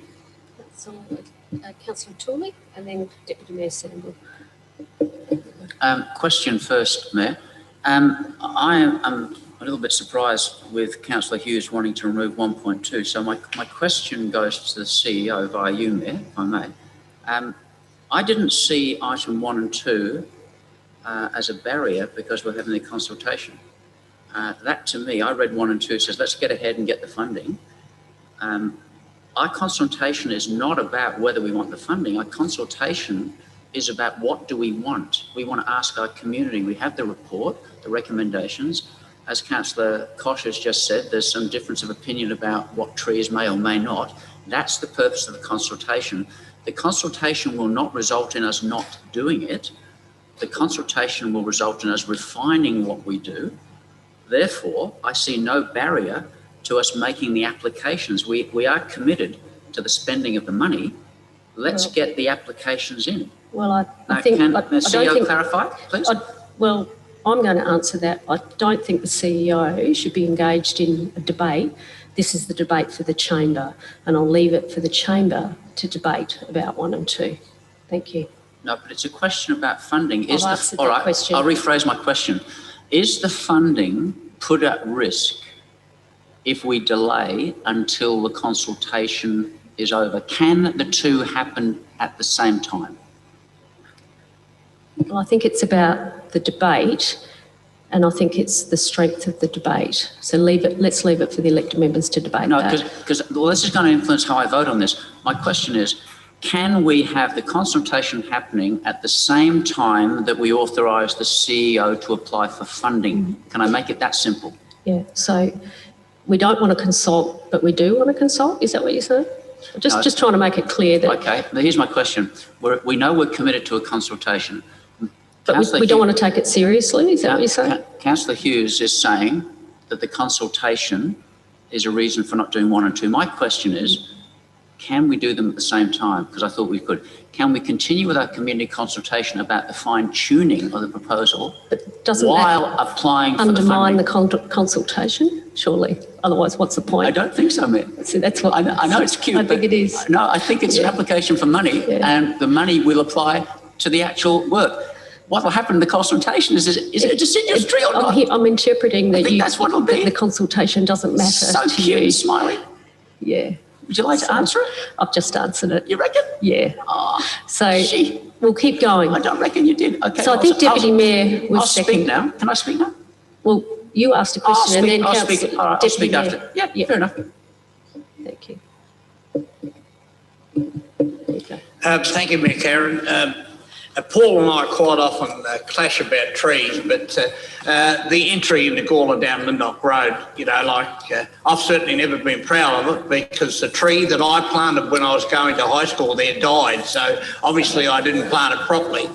But that has got to have the most ugliest lot of trees I've ever seen in my life as an entry. And when I got this report and went through it, I really took time to read it. You'll be happy, Paul and David. I also hear the point that Councillor Tooley's saying too about making sure that there's no way we miss out on this whole thing. So there's a number of issues that Councillor Tooley mentioned that I do agree with. And I applaud the way this report's been put up. And certainly I know that Councillor Goldstone has really been pushing for the point that we've got to make our town look more beautiful than it is. I just cannot believe the tree that is causing so much problem on Calton Road where the new houses are going. I mean, I was speaking to the developers there the other day. If anybody doesn't know about it, go for a drive out there where you've got to wait for 10 minutes to get up the road. There's one tree there that no one would allow to be removed. And I mean, these sort of things I don't believe will happen. And when I see reports like this, and as I've read it here, I really feel that we are heading forward and hopefully we can get the grant that we're needed there because it's a lot of money and it will certainly change the whole vision of our town. Thank you. I think Councillor Tooley was next. Thank you, Mayor. I will be speaking against this motion if 1 and 2 is removed. Because I think it actually is counterproductive. The consultation, which I fought for, this council, thankfully enough members joined me, but the proposal and of a certain group was to not consult our own community on what will be the future 30-year infrastructure for this town. They wanted to just do it based on our whim, and I fought for us to get a consultation. What the consultation will do is confirm which bits of the very expensive report our community likes. Now, we've talked Lindnock Road. I totally agree with Deputy Mayor Samble. The members of this council, some who are here now, insisted that those eucalypts be placed on there. The worst tree ever for that road. They look disgusting. And if any of you have driven around to the more modern Golden Grove, go down Sir Donald Bradman Drive, go on North Terrace, have a look at the trees they put in. And they predominantly put the right tree in the right place, and many of them are really attractive deciduous trees. I have a eucalypt next to me in the cemetery. It drops leaves and bark continually. Whereas my own deciduous trees, in a matter of a few weeks, they're done. I mow them up, they're gone. Easily managed. Street sweepers with eucalypts are continually, they were down Lindott Road and Cheek Avenue recently, continually sweeping up after these eucalypts, the wrong tree in the wrong place. So I look at point 1 and 2. We are going to lose time in getting a grant. I was ready, I thought this would be over quickly. I know we disagree on a lot, but I thought, you know what, this one, done, quickly. And now we're taking out 1 and 2. We don't need to take out 1 and 2. The consultation will not put that in jeopardy. We are going to spend money, and we're going to spend it on the purpose, which is the beautification of the entrances. That's not in dispute. We will not be tricking the government in any way. The only thing that will happen is we haven't fine-tuned the absolute dotting of the I's, crossing of the T that says it's that tree there, it's that entry statement there. That's the only bit. That's the consultation that we'll get from our community, which will set up for 30 years the future. And we've got to stop listening to this push for eucalypts and natives. We've spent that much money and most of them have died because they just don't last. Take the rusty blades out there. The first lot, which this members here wanted the first lot, 25,000 in the original 250, they all died. This next lot, the community said, don't spend any more. We're going to spend 25, don't spend any more. What did you do? After more people voted on that Bunyip survey than voted in the election, you upped it to 32,000 and have a look at it now. It just looks like dead grass. It's ugly. And that's your entrance. And no wonder people think you waste money. So if you're going to remove 1 and 2 because Councillor Hughes thinks that's a good idea, I cannot vote for this motion. But if we vote it down, we can then come back to it and vote on the original motion and get some common sense and move forward to get some good funding, because it was actually in its entirety, until Councillor Hughes wanted to doctor it, it was a good motion. Let's go back to the original motion, please. Any other discussion? Councillor Davies and then Councillor Fraser. Yeah, look, I mean, I would prefer the 1 and 2 stay in. I mean, my general understanding of council reports coming to council is that if this was in conflict with a motion we'd previously passed, they wouldn't have stuck it on the agenda. So, you know, I assume we can manage this fine. So, look, you know, we should do consultation, but we shouldn't, you know, miss out on grants if there's not a real reason not to, and unless I get staff, you know, saying otherwise, I may assume by reading the report that this is what the staff in the report are saying. Councillor Fraser. You seek leave? Does the meeting give you leave to speak again? If you could just show. Yes, you have leave. Okay. I actually seconded this motion to remove 1 and 2, but after listening to Councillor Tooley, I tend to agree with him. I've got a feeling that this is over a 2-year period, and the first year is just to do the design. So if that's the case, there's no reason why we can't go ahead and get the funding, and then we've got 12 months to do the design, and then the actual work's not being done till the 2nd year. I think that's the way I read the report. Is that right or not? That's the way I read the report. Yes. Yes. Any other discussion? Being none, Councillor Hughes, do you want to close the debate? Yes, I do. I think $2.248 million is a lot of money. I think $300,000 for our artwork This is nearly 10 times that. It's a lot of money, and I think our community are going to be really angry. I also remember back to our debates on Walker Place when we were going through that for the funding for a couple of $1 million. I think the same situation happened there with consultation. We were absolutely smashed for not consulting with our community over Walker Place correctly and all sorts of actions there. So, our contribution will be a bit over $1 million. People are going to say $1 million for trees for Lyndoch Road. It's a lot of money. Lyndoch Road is actually a highways DIT road. It's not a council road. So we should be consulting with DIT as well and getting a lot of assistance from DIT and our community on this project. I think $2.248 million just on Lyndoch Road.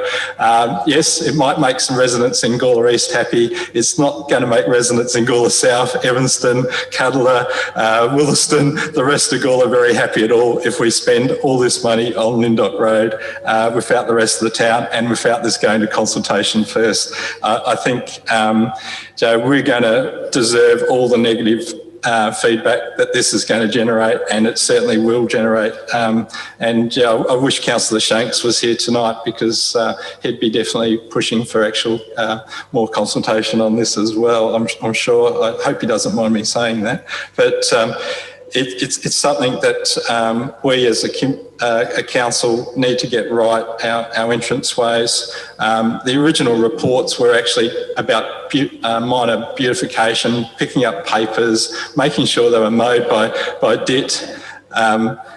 What's your point of order, Councillor Tooley? Is saying that we're not consulting by... No, he's not saying that. He's actually saying that we should be doing our consultation first. That's my interpretation of what he's saying. I'm saying if this motion goes through... I won't uphold that point of order. I think our community don't realise that Lyndoch Road is going to cost $2.248 million. This will be the first that they hear of it. They've got a chance to consult on this before it actually goes ahead. And just for a few trees and an argument about whether it's eucalypts or just deciduous, I think, Joe, as I said, there are other funding opportunities coming up for sustainable sort of situations, water-sensitive urban designs. I think we've got to get this right, and I think it's very important that we actually defer 1 and 2. So I'd ask you to vote for this motion without 1 and 2, because I'm sure the feedback is going to be quite negative from the rest of Gawler over this one. The debate's closed. I'll put that motion. All those in favour of the motion, please raise your hands. All those against. The motion is lost. So Councillor Hughes has called a division. All those in favour, please stand. Oh. Yeah, Councillor Tooley told you how to vote. I'll just note that. Okay, so all those in favour, Councillor Koch, Councillor Hughes. All those against are Councillor Davies, Councillor Vallelonga, Councillor Tooley, Councillor Little, Deputy Mayor Samble and Councillor Fraser. The motion is lost. Thank you. Yes, you did. You told him to sit down. You know, it's recorded. Okay. The officer's recommendation? Yep. Deputy Mayor, do you wish to speak at all? No, but I've heard everything being said. I also clearly hear what Councillor Hughes has said, but we don't stand on the record books of getting too many people involved with public conversations and that sort of stuff. And you know, this is the way to move forward. The government is handing out and asking this money, but I also see both sides of what Councillor Hughes said, and I do believe we've got to improve this. The entrance, the southern entrance, has put us way back in the field. It just puts us back about the point that we've been at money on trees at the end of it. Yes. Beautiful landscape designs that I have seen in the report, the studies report, I believe will be very proud of what we see on this. Thank you. Do you wish to second? Do you wish to speak? Councillor Tooley. Yes. So I noticed that the Minute Secretary is currently retyping in. You're not able to cut and paste the original points? You can do that? Yeah. Okay. And let's be clear again so our community hears us clearly, because I know we're live streaming. We are, because I insisted and I moved, we are going to consult with the community on a document that we paid lots of money to a consultant, triggering the question, can we improve the beautification to the entrances of our town? That's where it started. Can we clean up our town? We gave them that brief. They came back with a really comprehensive document. Now, some people liked bits of it, some people didn't. But this council was going to sort of shelve that until I insisted we put it out, because we've spent the money, I'm going to say 20 to 30,000. And I said, we might not like everything, but we need to put it out for consultation. I forced that through. The majority supported. You can see how people voted in the minutes, but we got that done. And it's going to go out to the community, because what we do at the entrances to Gawler, what we do to beautify this town is your town. We do not have the right on our own to do it without your voice. We are your representatives. We need to hear from you. And therefore, we are consulting with our community. The main entrance, I love the way you giggle and just chuckle. It's mocking, Mayor. It's really, and now you're taking, when I take a statement like to Mr. Valonga and say, Jim, because he forgot, you now want to make a big issue and say that I'm telling people how to vote. Have we sunk that low in this chamber? I wonder. And you sit there mocking. You're supposed to be the presiding member. So what we're doing, and everyone says, oh, Lindott Road, and here goes another mocking laugh over here. We're full of them in this team. What we're saying with Lindott Road is it's not just about Lindott Road. Lindott Road gets a mention because it is the eastern entrance to the town. The majority of you had no problem spending $250,000 on the entrance from the south. You spent $250,000 of a community fund. A community fund that could have been used for anything else. It could have been used for a playground. It could have been used for a community running track. But this council decided to use it for a sculpture. That's what that fund allows you to do. It wasn't our money. It was the Community Developers Fund. And we could have used it for any of that amenity. But this council decided on a sculpture. And you removed 300 odd trees in doing it. And you haven't put an interpretive sign to let anybody know what it is. And you've had criticism again and again and again from the community that says don't spend any more money on it. And you didn't want to consult? Well, we're going to consult and we're going to listen. And if the community say what they want on Lindott Road as a main entrance, of which this is just part of the funding, then we'll listen to them. And if enough of them say it, because I don't agree that one person sways, everyone can have their say, but not everyone can have their way. But if there's a big significant number, we listen to them. We had 6,000 people in the Bunyip survey say, spend not one more cent on the southern sculpture, and we upped it from 25 to 32. It's bizarre what we do in this council. And, you know, I've thought of quitting. Over the holidays, I've thought of quitting. I know that brings a smile to refuse your dial, but you know what? Enough people came and spoke to me and said, Ian, we need you fighting for us on this council. That heartened me. And I will continue to fight, even though I don't have the numbers. And almost everything I put up will be defeated because I don't have the numbers. I will fight for this community continually and hope in 2022 a new wave comes through. I support this motion. Let's grab every cent that's available to support the funding we get from our I can't see ratepayers. it in there. Thanks. Okay, who's next? Councillor Koch.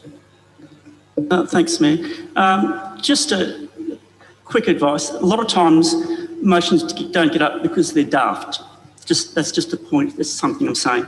Now, we're actually asking to spend $200,000. Sorry, $2 million. That's $2.4 million. Yeah, it's such a big number. I'm getting rattled here. It's actually 2.4. It's a huge amount of money. I've lost count on the number of people that have asked me about Walker Place and the value of Walker Place. And I explain to them and I tell them and everything else. And, and over time, I support that. Over time, people see the value of that. I can see people saying 2.2 million on this. And why aren't you spending that money on other facilities, other infrastructure in our town? We're crying out for other infrastructure in our town. Why are you spending that? Why are you putting up our rates? You could actually spend time on putting our rates down. And that's what people are going to say. It's just, I find it astounding, that we're actually agreeing to put this submission in for the funds when we haven't even spoken to the community about whether they want to spend that money on that area. We haven't even decided on the plan. We're going to do some design down the track. I think it's back to front. I really, really do. So unfortunately, I can't support it. So I won't be voting for it. Thank you. Any other discussion? Councillor Hughes. Yeah, I won't be supporting it either because I think it is really hypocritical that we haven't put this out to our community at all. We're going to maybe grab some funding to do it, which means this is the priority road, Lindott Road, and we're going to spend 2.24881. It's a lot of money. It's not even a council road. It's a highways road, a Department of Infrastructure Transport road. We should be working with the department. We should be working with our community. We should be prioritising with our community. We should be strategic and thinking strategically and go ahead with this if we had the support of our community, which I don't think we will have that support if we just say, look, we're putting in for the funding, this is going ahead. This could be done with consultation, which is happening now. So all I'm really asking for is defer 1 and 2 until we've actually had the consultation and have our community on with us. There are a lot of funding rounds available. As I said, there will be more sustainable greening and looking at water sensitive urban design, but working in with partners like the Department of Transport that actually own the road would be really important, and our community that has to pay for this, because everyone complains to me over Christmas about how much their rates are, and this is another bit over $1 million coming out of the ratepayers without consulting with them. And it's just an entrance statement. It's not a vital piece of infrastructure for our community. It's just beautification, which we could be doing for maybe a lot less. I don't know. We haven't consulted with our community on this. I don't think I got a shock when I saw it was $2.248 million. I thought it was only going to be a couple of $100,000 for trees and other infrastructure to beautify it. So it's a lot of money, and I think we should be deferring this and getting our support of our community. So I'll be voting against it. Any other discussion? There being none. Deputy Mayor, you happy for me to put the motion? Yes, Mayor Karen. Great. We want consultation. We want consultation from the community. If we accept this motion, we move forward, and that's what it's all about, is moving forward. We want our community to be actually get in touch with us, talk to us. If we've got to have a few public meetings over this, that's the way it will be. We want everybody in this town to feel proud of this town. And this is one way that we can get some government funding to be able to beautify not only that section, but other areas of our town. So I ask for council to support this motion. I'll put that motion. All those in favour, please raise your hands. All those against? It is carried. I'm calling a division and so are you, Councillor Tooley. You did. Councillor Tooley has called, and Mayor Redman have called a division. All those in favour, please stand. All those in favour are Councillor Davies, Councillor Vallelonga, Councillor Tooley, Councillor Little, Deputy Mayor Samble and Councillor Fraser. All those against are Councillor Koch and Councillor Hughes. The motion is carried. Thank you.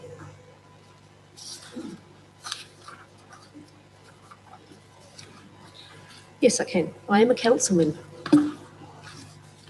Okay. 11.7. I am now on page 32. Councillor Hughes. Just a question regarding the powers of delegation of the CEO. Is it via the Act that the CEO has got the powers? Because I was wondering with some of the powers whether they could actually be back to the council, or is it written in the regulation that there has to be to the CEO? CEO. Through the chair, if I could ask Mr. Viney to respond to the question.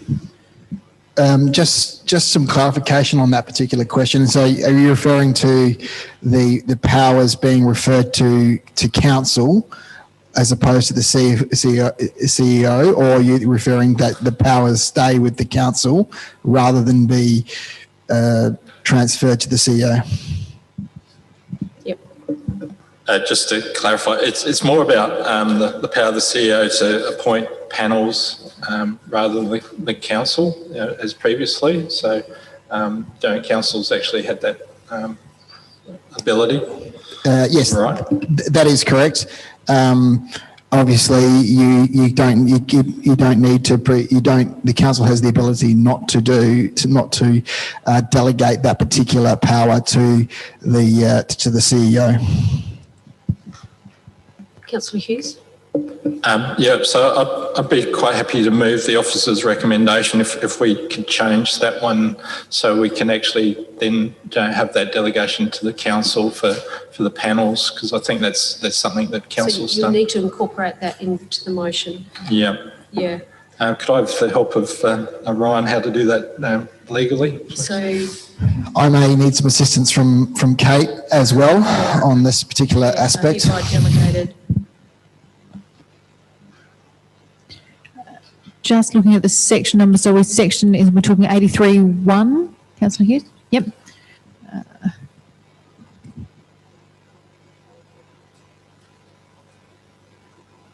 You could put excluding the delegated power to appoint panels and boards.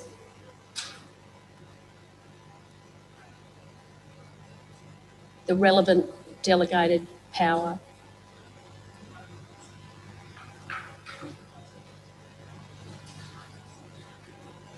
Where are you putting it, Kate? Oh, right, there it is. Yep, yep.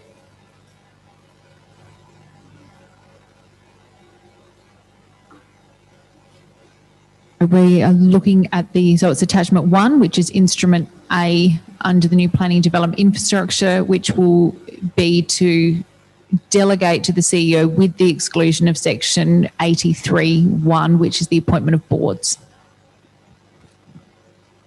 You wish to speak to that? Yeah, I think with the previous powers and previous delegations have worked really well. I think also the power the council's had with the boards and panels has worked really well too. So I'd like to continue that. So I'm quite happy to recommend with the officer's recommendation with that minor change. Do I have a seconder? Councillor Little, thank you. Any discussion? Councillor Tooley. Two questions, please. First, Mayor. It is noted in this report that there is a new policy and act coming. So why are we making these changes now? Why don't we wait until we see the full scope of the act and then decide on what delegated authorities are appropriate?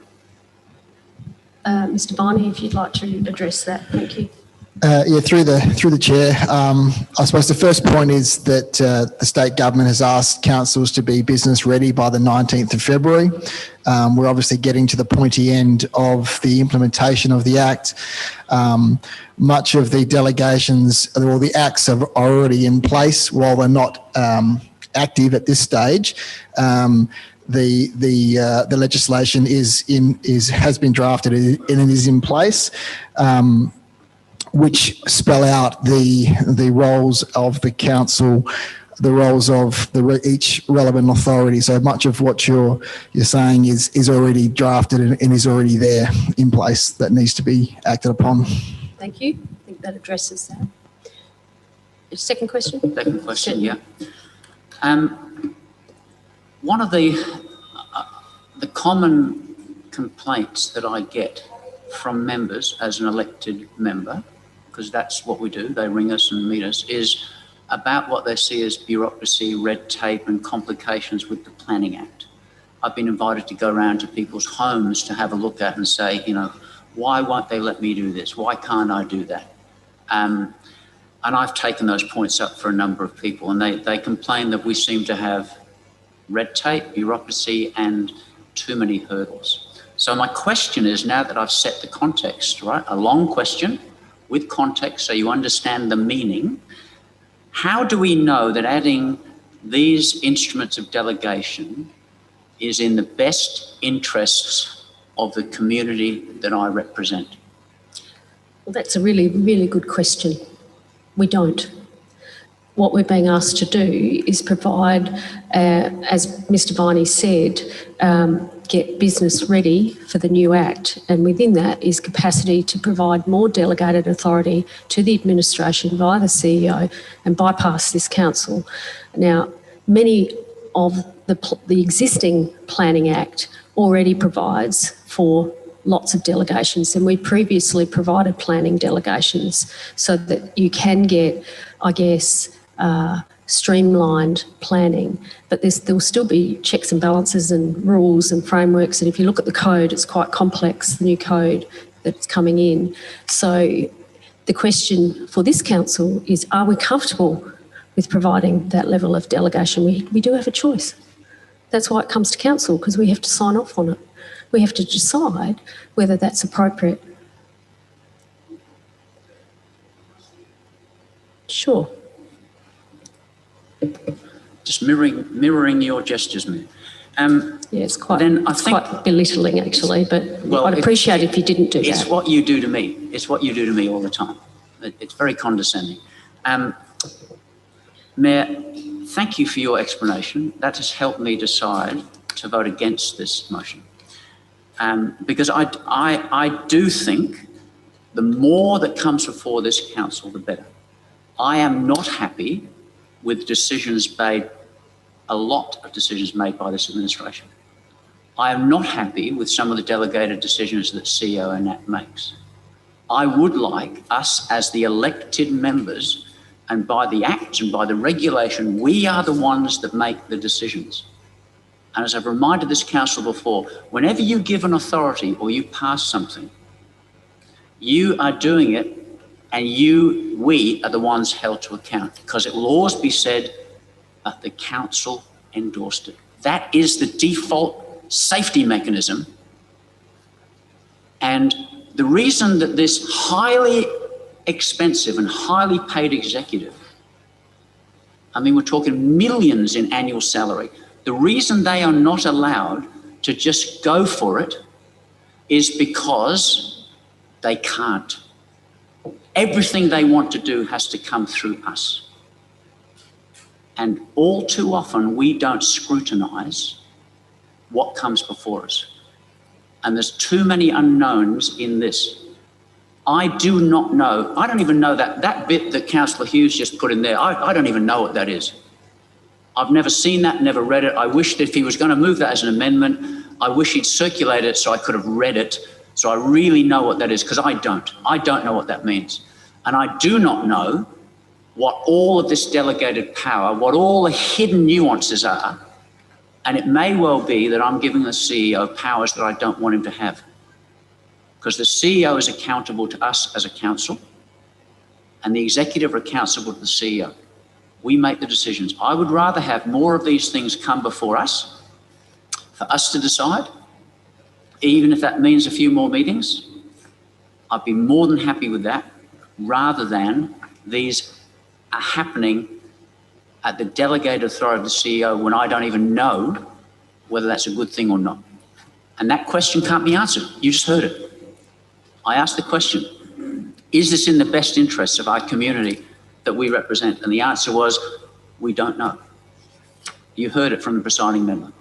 So members, please do not support this. And if we ever were to support it, I think we deserve to have a workshop where all of these are not just dumped on us like this, but they're explained to us so we can go, right, okay, I see the safeguards, I see what it means, I see the parameters, I'm happy with that.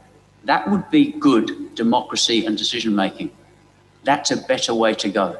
And I would say that we do that, we can do it in the coming months, or we do it when the new act comes in place. But I am not just going to blindly, based on this phrase, we should be work ready, I am not on that basis going to happily say I'll endorse these new powers. And I hope you, if you're doing your duty as an elected member, and you can put politics to the side and say what's the best decision for our council and our community, then I hope you'll support me in saying no to this recommendation. Thank you. Councillor Koch. Thanks, Mayor. Look, I'll be supporting this. I think it is a good move for our council. I'm not overly keen on the new planning code, but unfortunately that's what we've got. And we've been asked to be business ready, and we've got a CEO who actually has a planning background. And we're very lucky to have a CEO that has a planning background. And I'm quite confident he'll be able to negotiate us and manoeuvre us through the implementation of this new planning regime, and have the best interest for our community and the best outcomes for our community. So I'm quite happy to support this, especially now with this other addition. So happy to support it. Thank you. Any other discussion? Any other discussion? If not, Councillor Hughes, you have to close the debate. Thanks. I think this does cover us and get us ready for the new Act, which is really important. As always, councillors can ask questions before a meeting, at the meeting. We can, we have policies and procedures, and with changes of legislation, we do have workshops and things like that, which most councillors attend. I think this is important to get us where we need to be. So I'm very happy if all councillors could please support it. I'll put that motion. All those in favour of the motion, please raise your hand. All those against? It is carried. Thank you. I'll move on to 11.8 now. Councillor Hughes. I'd like to... Sorry, Henry. Yeah, sorry, just wanted to, for the attention of the Chamber, I'd like to declare an interest in this matter. It's best if I leave the Chamber, if I can ask Mr Barrett to come and assist. Yep. Thank you. No problem. Let Mr Innett leave the Chamber.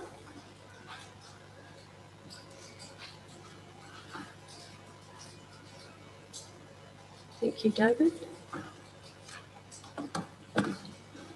Councillor Hughes. Yeah, I'm happy to move this motion and report. Thanks. Thank you. Do I have a seconder? Councillor Fraser, any discussion? Councillor Tooley.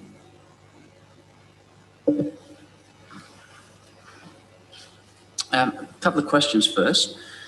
Why did Council decide to release the document from confidentiality just before the tribunal was about to meet? My understanding, if I'm correct, Mr. Barrett, was that there was no requirement because the matter had been completed. The CEO, the discussion around the CEO and the matter concerning the CEO had been resolved, and that was trigger to release the report from confidence, and that you, as the acting person in that matter, released it. Have I got that correct? Through the chair, almost correct.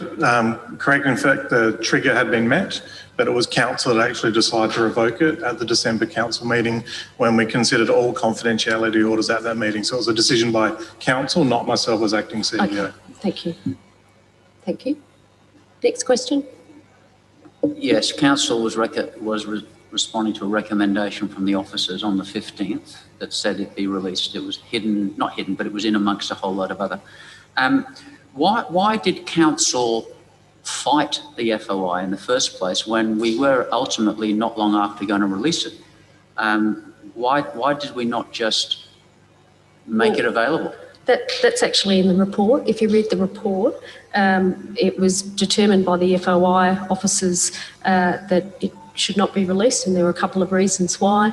That's been detailed in the report. I won't go into it because it is in our report.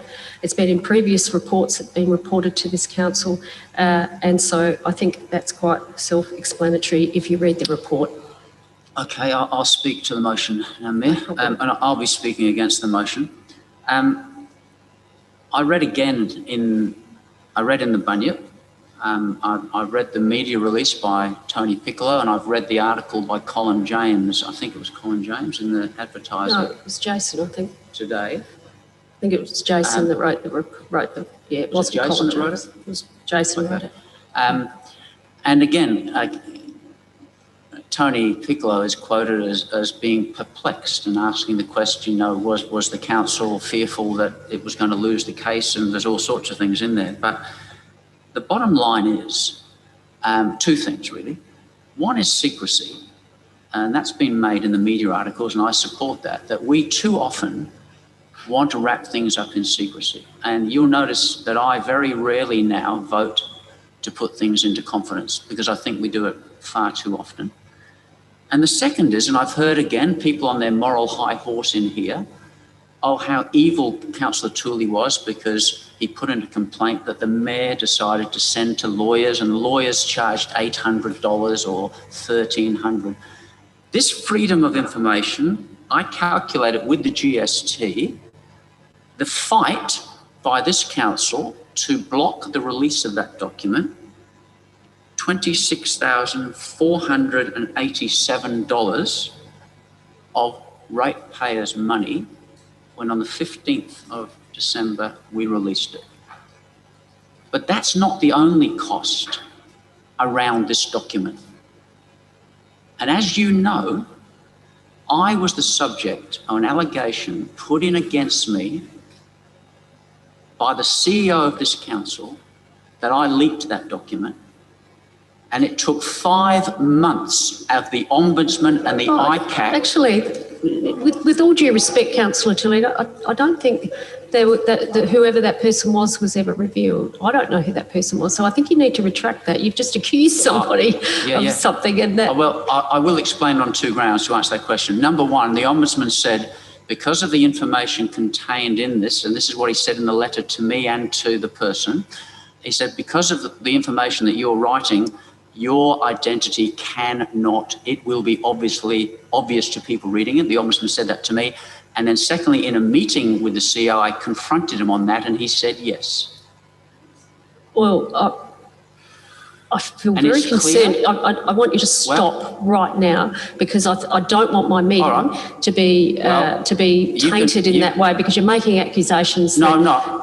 So I'll leave that. I'd like you to focus on this, please. I'll leave that point then. I think you're out of order there. Okay, I hear what you're saying, but I'm not because that's the conversation I've had with the CEO. This is a public meeting, not a private conversation. And so because if you could stop right now and focus on that matter. Yeah, I am focused on this, but when you look at the Ombudsman's report, it's clear who did it. Anyway, but the next thing is, and again, this is this council's high horse, because of that dobbing in of me, 5 months it hung over me And the cost, you talk about the cost, it's all taxpayers' money.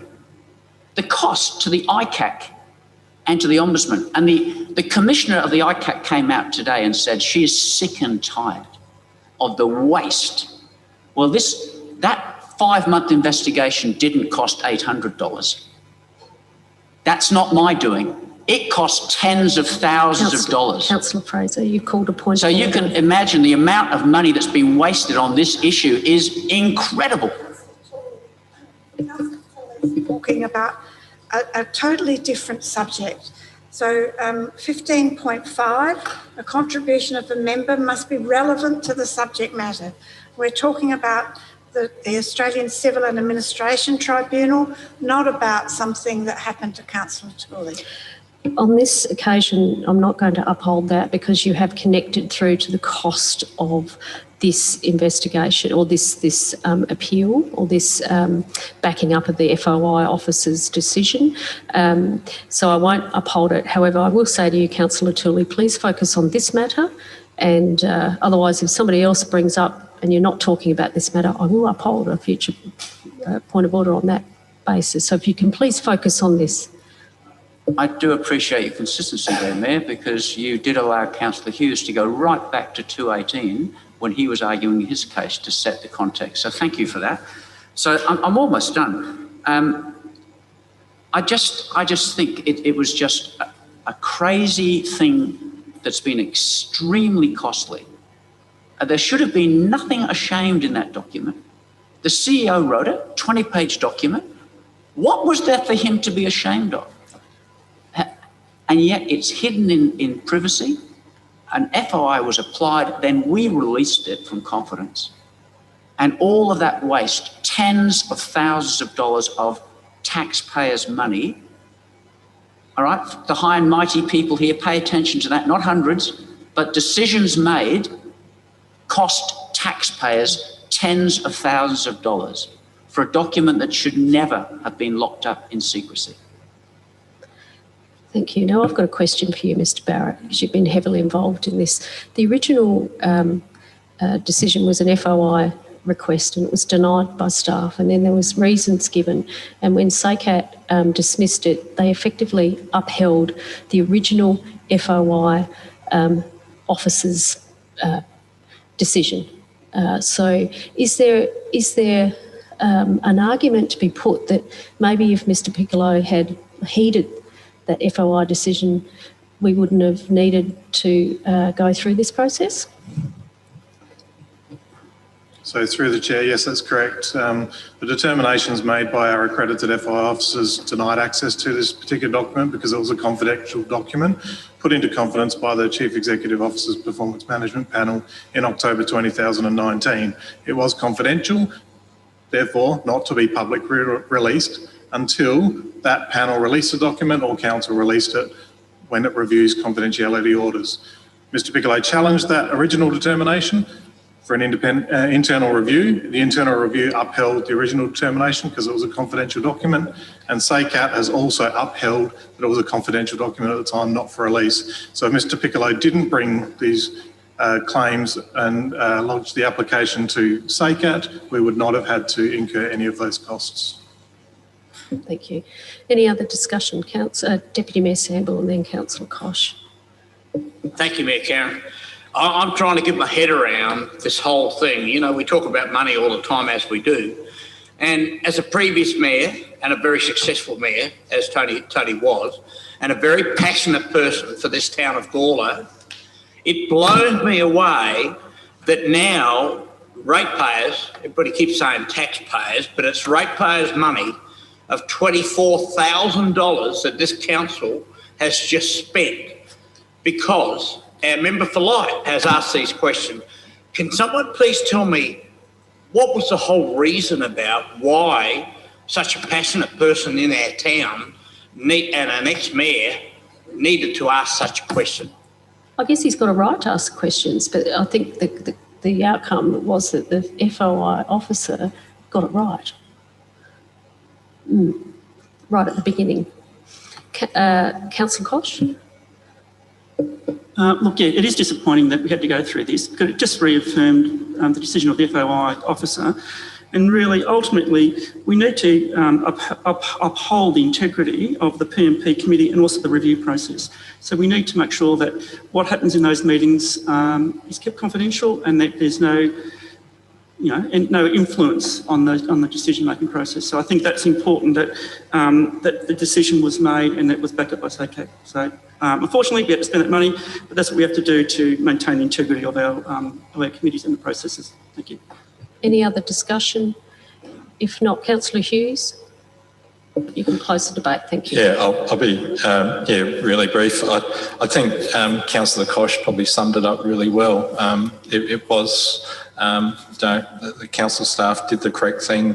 Our performance management panel had a process. We do release the documents at the end of the process. We did not want, by putting these documents in confidence, we try not to taint the process, and under the Act, Local Government Act, there are strict procedures for us to renew, and actually the CEO's contract to renew the CEO's contract as well through a performance management process. So we have to adhere to that, which is what we've done.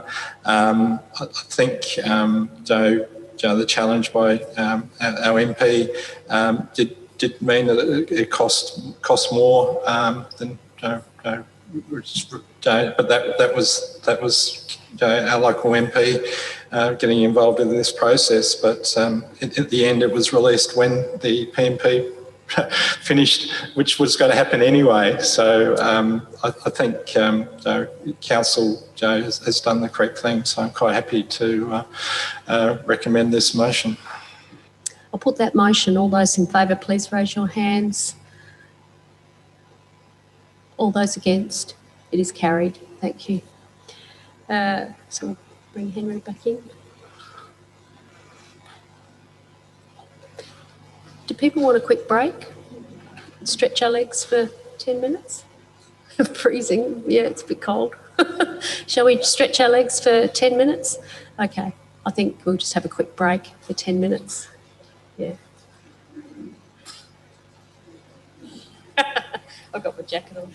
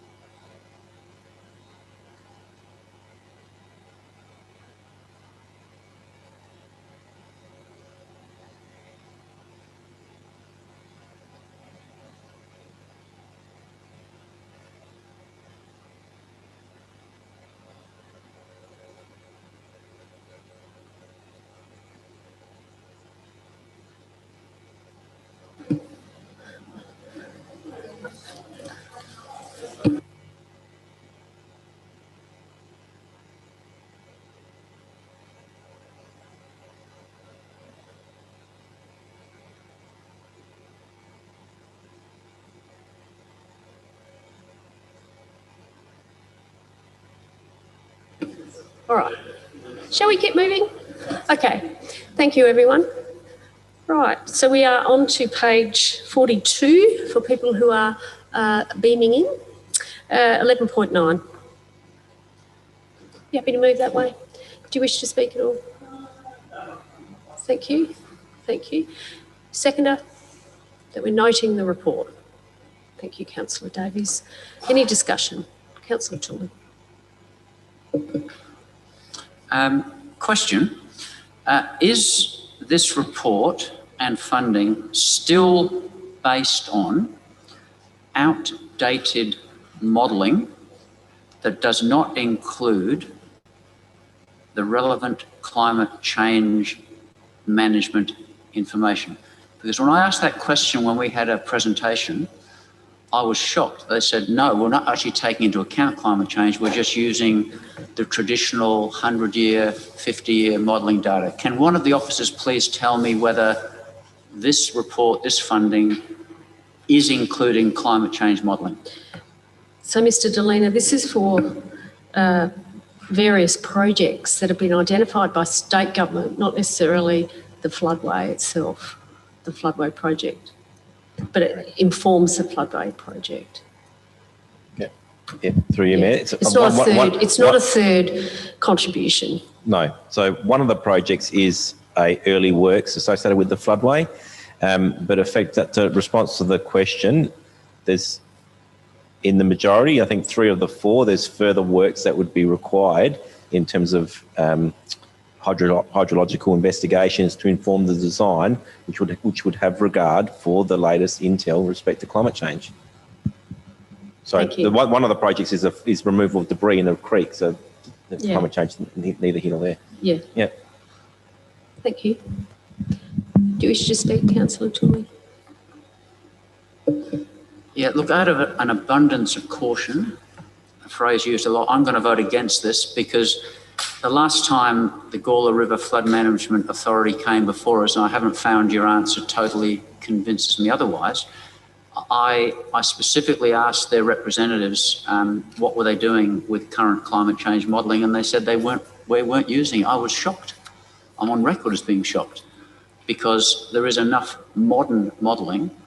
And I went and spoke to some engineers, civil and environmental engineers, following that meeting. And I said, do you rely on old data? And we've had this for years. Flood data, 50-year floods, 100-year floods. We've had that for years. But climate change has been taking off exponentially. And so I said to them, do you take into account current stuff? And they said, yes, we have to. They said, if we don't, our clients, whether we're dealing with coastal areas, river areas, if we do not include the most up-to-date climate change modelling predictions, then we could be sued. We have to include that in our modelling. And so for this organisation, and I just can't get a definitive answer that they do. I'm left thinking I don't know if they do. And so I just don't want to support any funding or any floodplain planning or any investment in that type of infrastructure that isn't planning for what's coming. And we've seen it. We saw the last one in 2018. We saw massive floods go downstream. Allegedly, they carried an awful lot of toxins, I've heard Councillor Koch say, but all of those market gardeners didn't stop growing veggies. They actually liked it because it actually fertilised, is what floodplains do. But what was their problem? Yeah, floods. Do you know that from the Nile, the Murray? Floodplains nurture the floodplains. They enrich with floods. So what did the damage in 2018? Does the CEO want me to stop until he's finished? That's okay, keep going. I'm listening. You sure? Okay. What did the damage was the levee banks weren't high enough, or the levee banks hadn't been properly maintained. There were issues that cost millions of dollars downstream. And we have been told that the small millions we spend now, if we do it properly, can prevent super millions being spent later. But like Venice has found out, the multi-billion-dollar Moses project that put a levee around Venice at, I think, around 2 metres, it might be a bit more, it hasn't been enough. They didn't count on the massive impacts of climate change-driven weather extremes. And so, as I can't be convinced that this group is taking that into account, an abundance of caution would say I don't want them to spend money until they do. Amen.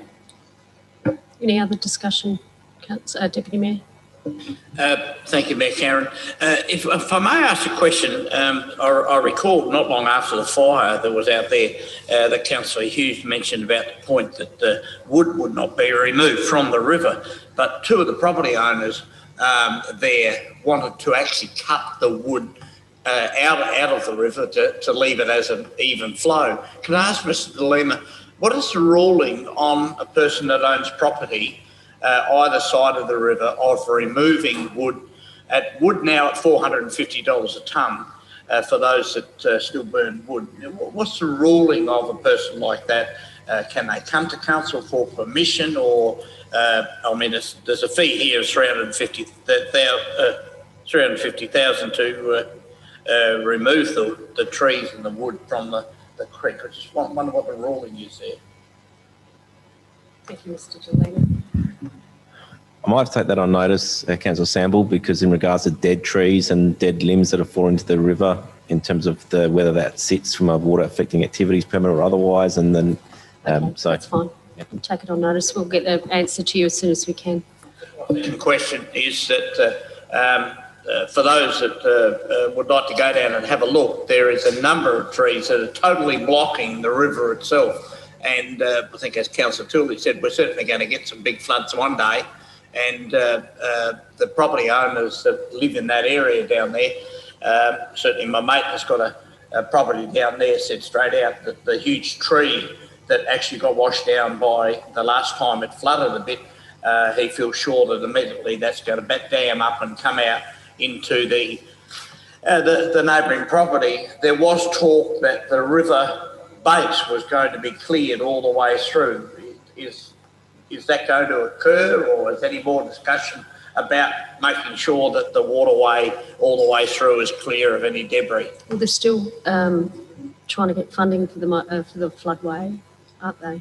They haven't actually secured funding to do the actual floodway project. No, but I thought, Councillor, there's two things. I thought Councillor Sample was talking about the burnt out section that's through our council area. The $370,000 has been allocated to restore that area. That's removing of the trees or pinning them down or otherwise. That needs to be worked through. In the section further downstream, there's over $3.5 million, I think, from memory, that's been allocated to some early works, which includes some silt and sedimentation, vegetation removal in some of the areas that are effectively built up. So that will contribute, that will complement. Yeah, but there's a lot, to be honest, there's a lot of work that still needs to be done. There's been very little investigation. That's really what this next, some investigations and further reports to council and the GFMA before we progress to anything on the ground. Thank you. Any other discussion? If not, Councillor Koshy, happy for me to put the motion? I'll put that motion. All those in favour, please raise your hands. Against? It's carried. Thank you.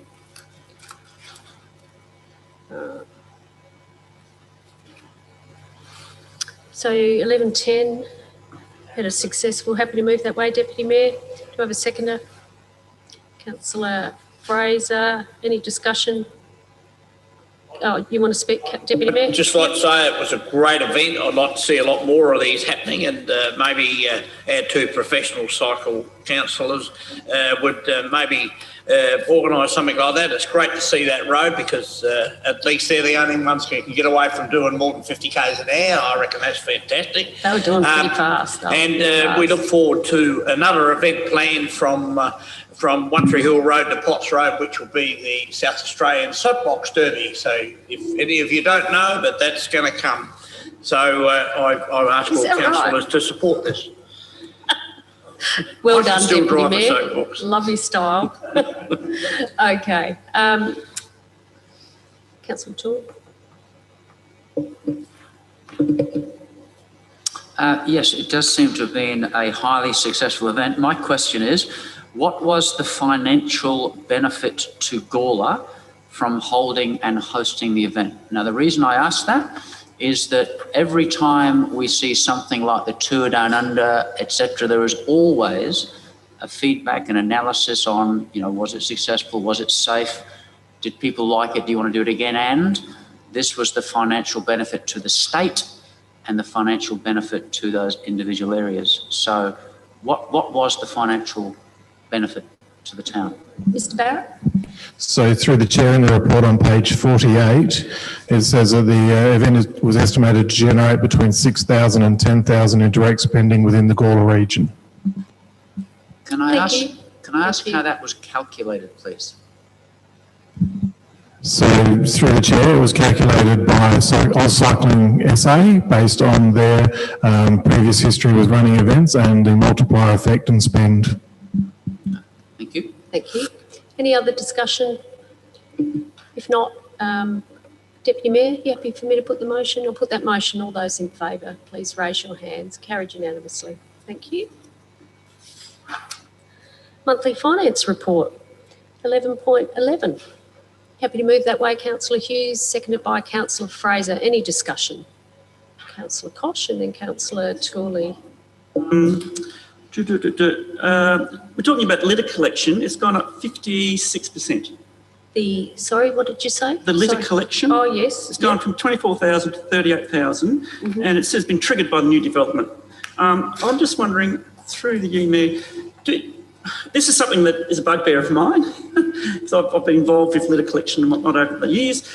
When do we empty the bins? Is there a trigger point when we empty them, or do we just do it on a calendar basis, every Tuesday, whatever? And are we emptying half-empty bins? That's my first question, because it seems like a lot of money. Is that you, Mr. Delina? I think it is, isn't it? Yeah. So I'm not across the budget, but I can talk to the service levels. Going back a number of years ago, we did actually a review in terms of our litter collection. That's a task as it relates to the municipal waste in bins around the council. It's undertaken in-house by council staff. So we actually did an audit and have revised our practices in respect to frequencies of bin visitation. But they are set on predetermined days. Even though that it's not based on the extent of waste, because effectively there's only certain periods of time you can leave waste in bins in terms of the hazard stench and the hazard and the environmental health issue. But effectively the frequency is not daily and has been tailored associated with the actual location of the bin, and also getting some efficiencies in the actual bin run as well.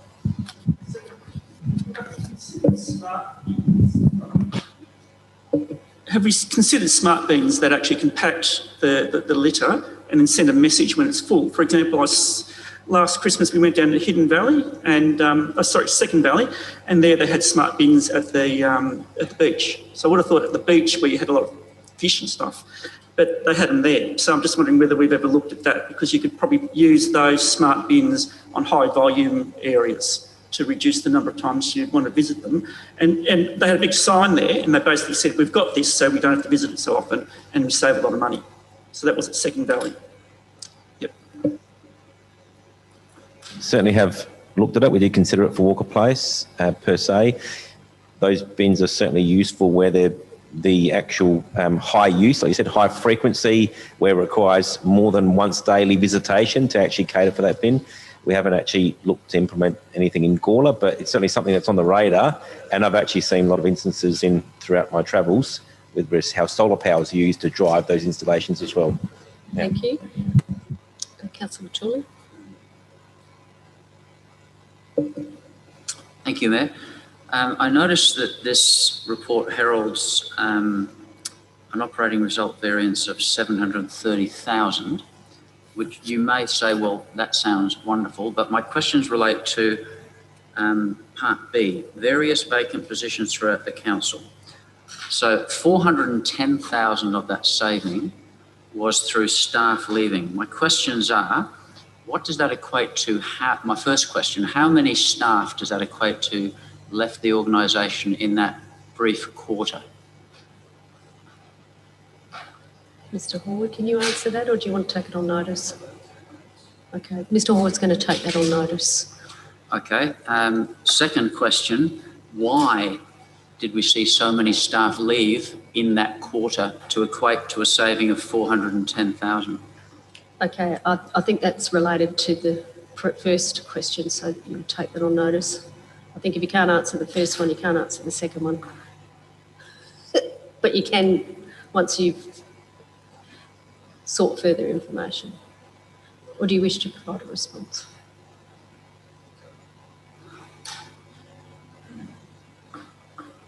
Through you, Mayor, if the question is in relation to why the staff left, I don't think myself is in the position to be able to answer that. That's an individual decision by the person leaving, and I know there has been a number of retirements this financial year, so it's a decision made by the individual at the time. Thank you, Mr. Horde. Do you wish to speak? Third question. So, I mean, I don't mind if that is answered in the form of, this number retired, this number chose to leave the organisation. I don't want the specifics, but so how many staff, why did they leave? And the third one is, so that we, as a council, can make good decisions about this sort of information. The third question is, how does this level of staff leaving in that quarter, it seems high, how does that compare to two things? The town of Gawler attrition rate in a normal cycle, and secondly, how does it compare to the industry standard? Because those answers will help us to know whether we have something that's just totally normal or explained away, or whether we have an issue. Because 410,000, I think, for one quarter means that it's a lot of staff. And I do think it's unusual. So if those answers could be given, it'll help us as a council with some insights. Thank you, but I think they're quite detailed questions. So I think you can take that on notice and provide an answer in due course. Thank you. Any other discussion? You wish to speak? Yeah. Yeah, I'm happy to support the motion, the proposal and the report. I'm pleased with what I think is open and honesty. I don't know whether, you don't know what you don't know, but it seems to be an inclusive report. And I will just point that out again, that the 730,000 saving, it does say in there that 410 of it, don't get too excited, because we've had to employ temporary staff in order to fill those vacancies, and they will be refilled, it's what it seems. So therefore the 410 will very quickly evaporate and go back into a cost of staffing. Any other discussion? If not, Councillor Hughes, you happy for me to put the motion? I'll put that motion. All those in favour, please raise your hands. Carried unanimously. Thank you. 11.12, Gawler Civic Centre October to December quarter update. You happy to move that way? Are you happy to second? Do you wish to speak at all?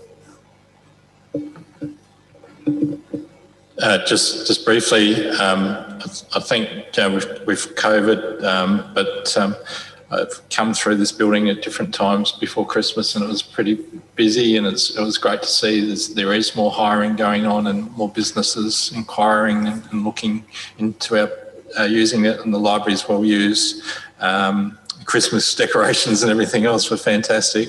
But yeah, I think the whole streetscape and atmosphere is really good. And and some of the shows that were held were very successful. So with the Christmas displays and stuff, and the feedback I heard was really good. So yeah, I think we always knew that this was going to be a work in process. So I think that work is going well, and happy to move the report.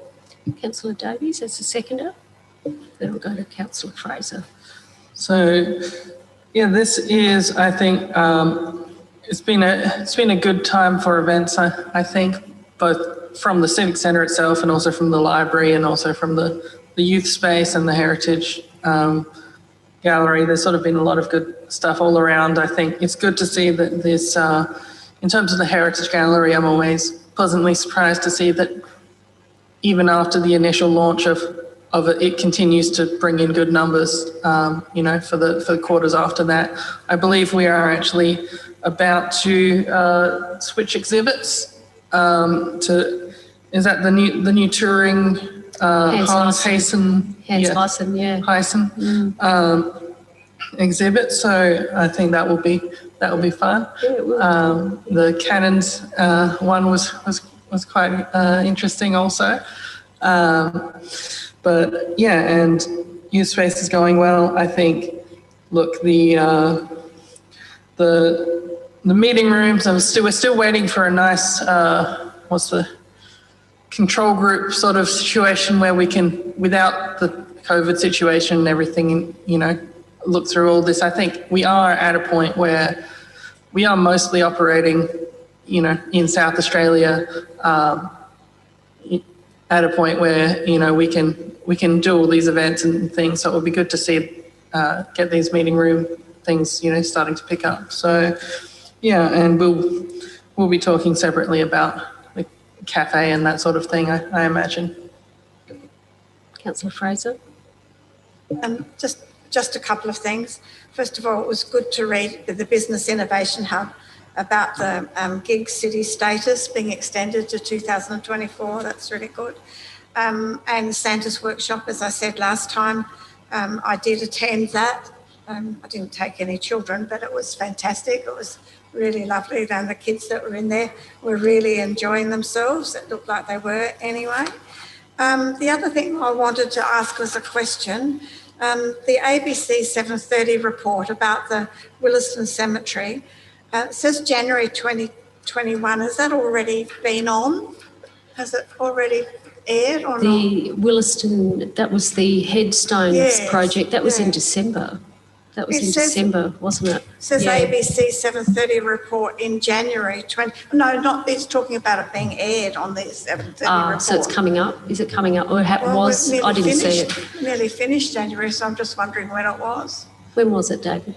So through the chair, we haven't received word that it's actually aired yet. So we'll keep your council abreast of that as and when we know and hear that it is aired. It was expected to be aired in January, but we haven't actually been advised by a 7:30 report when it's airing yet. That's okay. I just wondered whether I missed it. That's all. Okay. Thank you. No, otherwise, yeah, it's a good report. Thank you. Any other Deputy Mayor? Mayor Karen, I'm really happy. I've seen that the tap and go is on its way. I know, it's imminent. And it's great when you consider that there was, you know, like 1,200 visitors. Well, that's $1,200 if only they dropped $1 in. So I'm thanking Mr. Barrett. It's now on its way. I can't wait to get there and put some in. Any other discussion? Councillor Tooley. Question first, and big tick to everyone for the Santa's workshop. Greatly loved and appreciated by our community, no doubt about it at all, and particularly for little kids. Mayor, question, how many gifts did we get under the Mayor's gifting tree? Did we get, and I saw some, did we get what we might say is not a bad start? I haven't actually been told how many gifts were received. I've not been provided an update, Councillor Tooley. How many, and I know that the Aquatic Centre was really pushing it hard as well, so there were a lot of opportunities for people to give. Is there any information staff can provide on that? So through the chair, we'll have to take on notes. We just need to check the final number at the Aquatic Centre, which was a late pickup, and we'll let members know. Yeah, it'd be good to let me know. That'd be nice. Okay. Yeah. We'll find out in due course. Thank you. Because I think, you know, we lost a month on that. And so effectively we only had about 3 weeks. So I think the potential is there, and I know the need is great. So hopefully we don't abandon that. I hope that becomes an addition. I did think the Civic Centre looked good, but I will disagree with Councillor Hughes. I think our street, Main Street, is lame. I think it's lame. No one's opposed to violence in the home, but I think those banners stayed there for too long. And then when we did put the Christmas feel up, tired. So I think we've got to invest with something more blingy for our Main Street. We need to do that. A couple of questions. The occupancy rate for the 11 meeting rooms, still underperforming? So through the chair, clearly we're not, well, it's a kind of a loaded question, I suppose. What would be considered a reasonable performance rate? We haven't actually determined as a council that I'm aware of. It's obviously not, they're not operating at high capacity levels as per the report. However, we do have some very good occupancy on the level 1 rooms and also the ground floor. It's the lower ground that we have virtually no usage of, unfortunately. However, it depends on what we'd classify as acceptable occupancy levels for the council. How long were staff in the lower ground floor? Staff in the lower ground floor for approximately 5 months. Have we considered really promoting those? For example, you know, if you ever watch back roads on TV, you see places like the Civic Centre activated with, you know, the local ukulele group are in, the gamers are in, the chess club is in. The local craft makers have a day a month where they sell their fare and their jam, and it's an environment where people want to come. There's loads of things. Are we considering things like that? Displays of student art on the walls, things that we could do to activate and stimulate usage. I know we're employing staff. Are they the sort of things that anyone's thinking about? So, Mr. Barrett, you can take that on notice. I think that's a reasonable question. Okay. A couple more questions. I noticed that the business hub, it's touted that its occupancy is high. Why is it not paying its way? Is it because the lease is wrong? Is it because it's not charging enough? But it was always predicated that we would be a financial stream for us, and it's been going long enough, and it's now touting high occupancy. Why are we not seeing a dividend? Mr. Barrett? So through the chair, in terms of the original operating model that was presented to council some years ago, that hasn't been able to be realised, as council's aware through other reporting through to council, and one of those reports is in a confidential framework for tonight's consideration. The current occupancy levels obviously fulfil the requirement to not cost council any money other than outgoings. So there's no underwriting of the operations by council. There's no management fees or anything like that at this point in time. That's public knowledge from 12 months ago or so. But in terms of the commercial rental return, as was discussed through council reports previously, that business model that was around revenue generation through programs outside of just hub occupancy for co-working hasn't been realised, and that's the reason why there's no formal revenue coming back through to council. Thank you, Mr. Barrett. Any other discussion? 2 more questions. Can you tell us how effective and how we know how effective we are with both the Wi-Fi and the app? I ask that because I have businesses saying to me that they're not finding the app effective, not working, and I still cannot get my Wi-Fi to do what it should. It comes on wherever I go, into any of the Cafe Nova, Chibo, it comes on, and I want to do a simple thing like check an email, and it just will not. It's so slow, so slow. So I go to 3G or 4G, and it's instant. So am I the only one having Wi-Fi problems? You're nodding, so obviously you are having problems. You know, so we invested a lot of money in this. How do we know if the Wi-Fi is working? How do we know if the app is effective? Both cost a lot of money. Yeah, no, fair enough. I'll get you to take that on notice, Mr. Barrett. And your last question? Okay, if they're taking notice, thank you. And the last thing is, it's really what can be done to improve the sound down at that end, even for people. I know we're hanging things up, but the sound remains a problem, and I'm told it's a reason why some people won't book the place, because you just can't get really good sound for performances. So how can we improve the sound? Security, we still live with the issue that even right now, there could be kids wandering around, down and around, and it was one of the problems the cafe owners said. They can't leave stuff out at night because people can wander in. So we still haven't fixed the security issue. And what are we going to do with the cafe space? So there's three parts to that. What can we do? What can we do about sound? What can we do to improve security? What can we do to activate the cafe space? I might get you to take them on notice as well, Mr. Barrett. I think they'll be quite detailed answers. I might go to Councillor Davies. You've been waiting very patiently. Yeah, I also had a question around acoustics. Specifically, some of those meeting rooms are very echoey. Has there been any ways to look into making the acoustics in there a bit better? Might get you to take that on notice as well, because again, that might take a little bit of consideration to give a proper response. Thank you. Any other discussion? If not, Councillor Hughes, you happy for me to put the motion? You wish to speak? Look, only to say, look, I'm going to speak against this because I just think there are too many questions still not answered. I don't believe, if you look at the goals, we're not, I don't believe we are achieving our goals. I still think because we've had to employ extra staff, we're still bleeding a lot of money annually. The place is still underperforming. There are still issues that need to be fixed.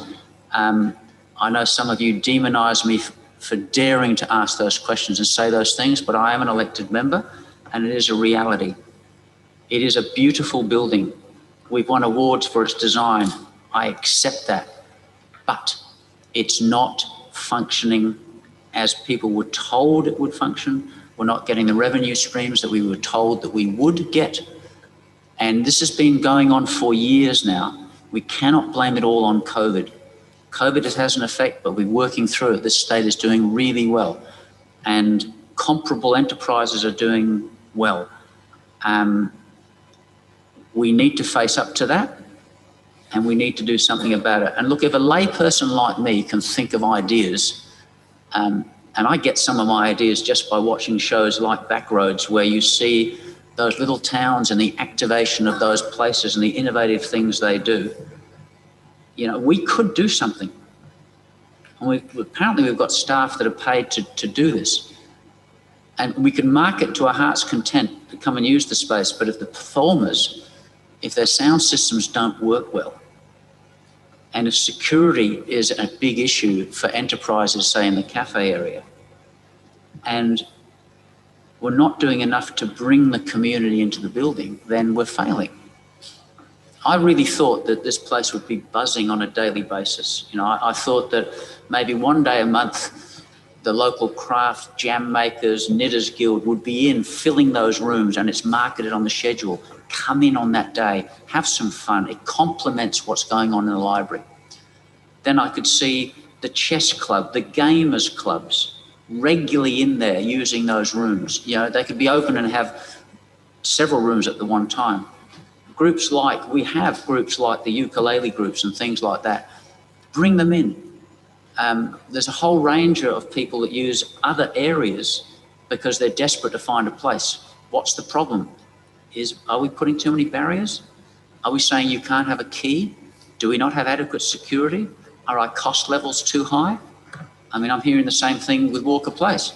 Two things I'm hearing about that. People are looking at other places, even though they've been offered some of this grant funding. They're saying I might use the top of the car park over near Target as a better area than Walker Place.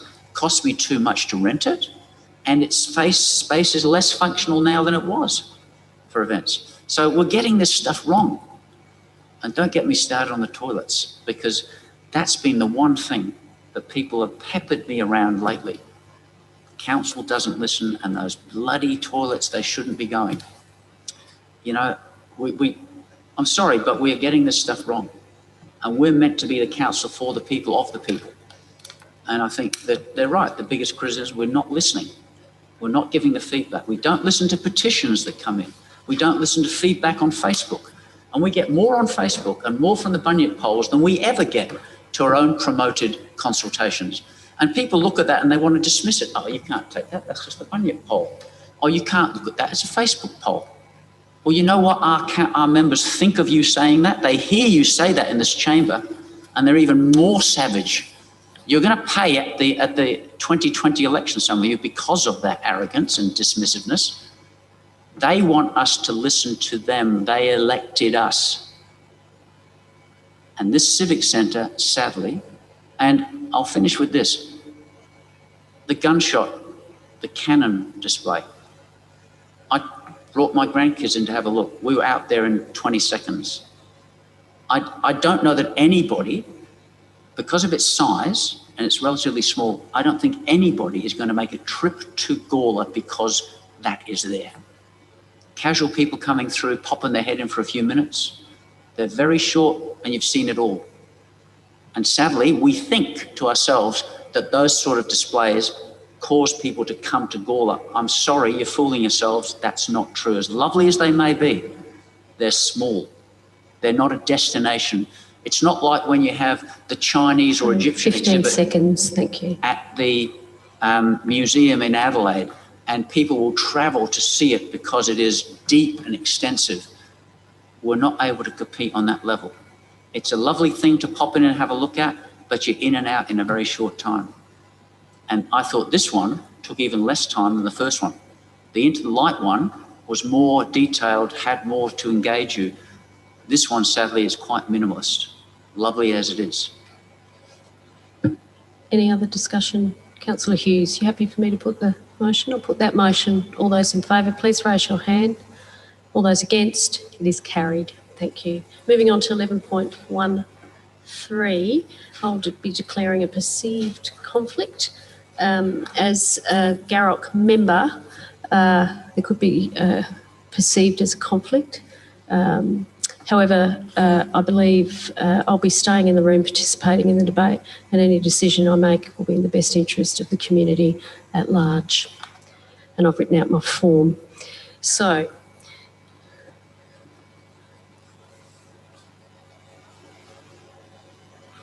I could be here all night.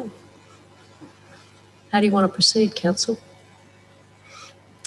Councillor Davies. Yeah, just to say that this is just a noting report. Happy to move it. So the Garrock is asking for Council's feedback. Okay, so you're happy to note the report? Okay. Do I have a seconder? Okay, so the Councillor Koch, are you happy to second? Okay. Any discussion? Yes, Councillor Koch. Although it's only noting, they're actually asking us for. Once we accept this, then we'll go later on. We'll talk about what we think should be in that business plan. Is that the idea? Well, having the report, the business plan is out for consultation. Yeah. So, yeah, the draft business plan. So all councils are being asked for feedback. Okay, so we'll, okay, that's fine. Yep. And there will be a workshop for members, CEOs soon. Right. I think it's really important that we engage in this group if we're going to have representatives. I think all councils, it would be really good to have feedback to the Greater Adelaide region of councils. Otherwise, it isn't the Metro region's plan. It's just a few people's plans. I think it's really important to give feedback. When do we need that feedback by? It needs to be back the 5th. By 5 p.m. Friday, the 5th of February. Okay, so 5th of February, which is next week. So we'll do that as individuals or as a council? Well, it would be good to do it as a council group. We'll do that tomorrow, couldn't we? Well, we're just noting at the moment the annual business plan with no feedback. Yep. Effectively, that's what noting means. Yeah, that's what I mean. Yeah, that's what I'm saying. Yep. Members can provide individual feedback, but I think if you want my view, I think that a council coordinated response would be useful, would be helpful, but absolutely individual members can provide feedback. Okay. Anyway, so we've got a mover and a seconder for noting. Any other discussion? Councillor Tooley. There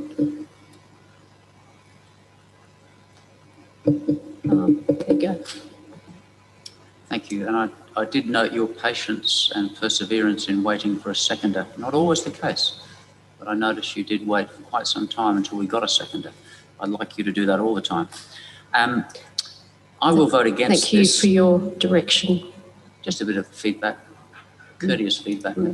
I will vote against this because, as you all know, I do not support the waste of money at the LGA, and I do not support the structure of the GAROC and the SAROC because I think they are unnecessary duplication. However, I will acknowledge that the new GAROC chair, Mayor David O'Loughlin, has certainly hit the ground running and has not wasted any time in getting this out, given that the AGM occurred in October. And we've had holidays and COVID in between.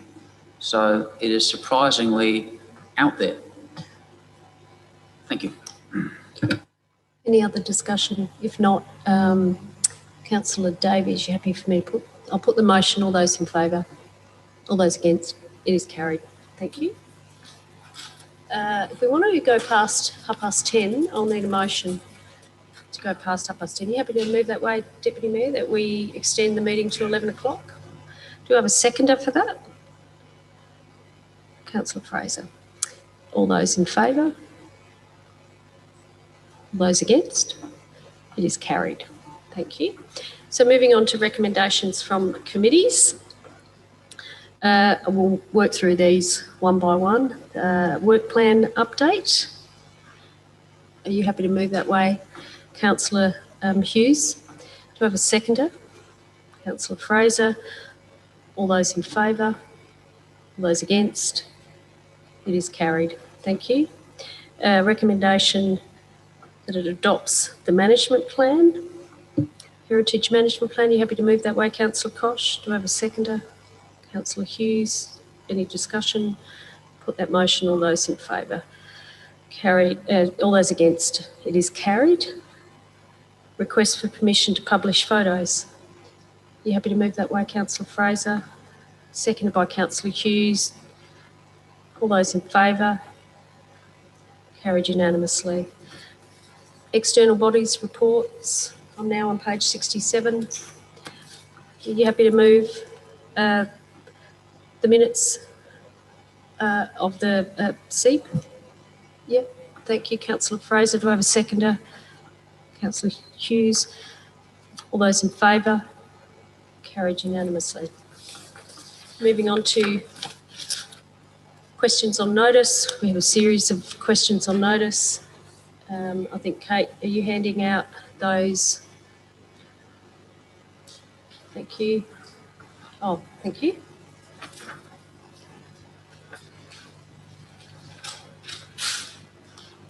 We have a series of responses that will be included in the minutes. Councillor Tooley. Mayor, first of all, there's an error here. These are not my questions. These are not the questions I submitted. These are the questions that have been vetted, edited and turned into what the administration wants me to have asked. They are not what I asked. Mr Barrett, I think you were dealing with the validity and appropriateness of the questions. If you can provide a response, that would be helpful. Thank you. So through the chair, as per council's procedures with questions on notice, we don't include what we consider background information within those questions, and the questions need to be actual questions. Some of the text provided by Councillor Tooley we determined as background information. Other texts were actually not questions, more demands or requests for information. And we have different processes through the meeting procedures regarding those, and that is through motions. So we took the questions that are being presented in the agenda, and the answers will be in the minutes, were based on the text that Councillor Tooley provided as best as we could determine as being questions. Thank you. And we've provided, there's been responses provided to all of those. Thank you. Yes, Councillor Tooley. Mayor, I've been studying the Act and the regulations, and there is nothing in the Act or the regulation that prevents me asking a long question that includes context, because that's how you avoid them being vague. That's the first point. The second point is there's nothing in the Act or regulations that prevents us right now. I am allowed to ask the question, and we are allowed to get an answer in the same way we've done the whole night, and we're about to doing questions without notice. We are allowed to do that at this point. It is not just a case that we get these at the last minute and that's it. I am allowed to ask the question and have the answer. I would like to do that, please. You'd like to ask these questions that are here? I would like to ask my original... Welcome to ask the questions that are here. I'd like to ask my original questions. Well, these are the questions that we've accepted, and I would ask if you wish to state those questions, you can. However, the questions that you provided, some of them were not questions. I'll repeat what Mr. Barrett has very helpfully supplied, and he's also supplied you a response via email. So these are the questions that have been accepted to be provided as on notice. Okay. You're happy? I'm happy for you to read them out if you wish to. But if you are going to read out requests for information, then I would recommend, and I would ask you to put them as motions on notice, which you are well aware that that is the process. So if you wish to read these questions out that is in the agenda, then you may. However, everyone can read them. Just hear me out. I'd like to ask this question, and I will do no different to what I've done tonight. So if I just show you what I'm going to do. Question 1 was about credit card spending. The reason I asked this question was because of the media reports regarding... Councillor Tooley, I'm going to make this really, really clear for you, just so there's no misunderstandings. There is a question there. You can read that out if you wish. You are more than welcome to do so. But if you choose to make statements, no. Not allowed in my meeting and questions on notice. This is not a motion on notice. You're not presenting a motion. You are asking a question. I don't know how much clearer I need to make that, making it very clear so there's no misunderstanding. So please, if you wish to read out a question, read these questions out, more than welcome to do so. But if you're going to provide context and make statements, I will stop you, okay? So these are the questions. More than welcome for you to read out the questions that are in our agenda that have been approved for printing. So you can read them out. You are more than welcome to do so. Go ahead. However, if you make statements, that is not a question, okay? Simple question, simple direction from the chair. Okay, Mayor, according to the regulations, I am allowed to ask a question that has context in order to not be vague. I will challenge this at the legal level because... and the Ombudsman is aware of this council has taken to blocking my questions so they can't even be printed. Your questions are not blocked. They're right here. I'm talking about the many times. Otherwise we'll move on. Many times my questions have been blocked, and this time your administration has taken to I'm giving you an opportunity.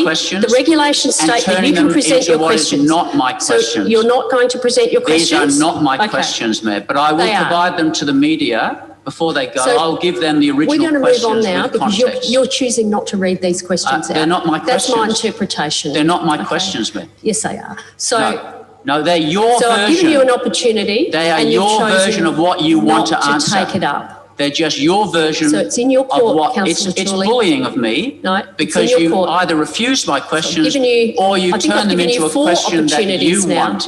And these are not my questions. So we're going to move and on. And the media will be able to see that. And the answers will be provided in Not to the my minutes. questions.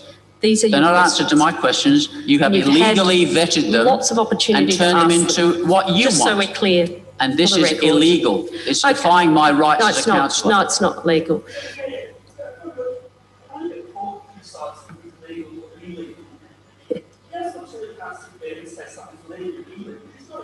Yeah, no. Yes. So, are you raising a point of order? Yeah. Okay. I can't rule on that. I can't rule on that. There is no. Yeah, I'm not able to rule on that. So I won't be upholding that. Yeah, I won't be able to uphold that. So I think we've given you plenty of opportunity to present your questions. So we'll move on to questions without notice.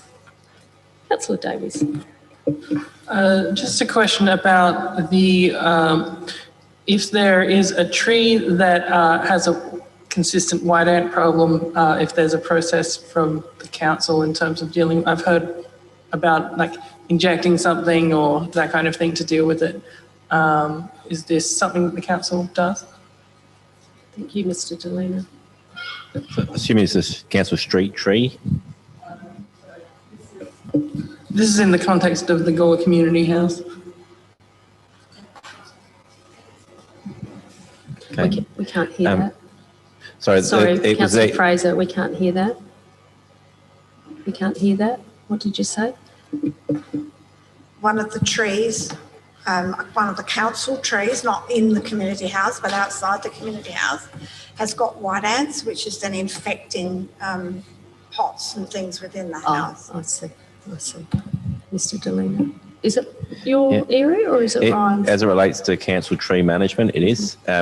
Listen, I'll have to take that on notice in terms of the extent of a treatment that we might apply. I'm just not across that level of detail in the business, but provide a response back to members. Okay. If there's no further questions without notice, yes, Councillor Tulleen. Yes, Mayor, I have a number. First one. Regulation 9.6 states that a question cannot be answered if the presiding member considers that the question is vague, irrelevant, insulting or improper.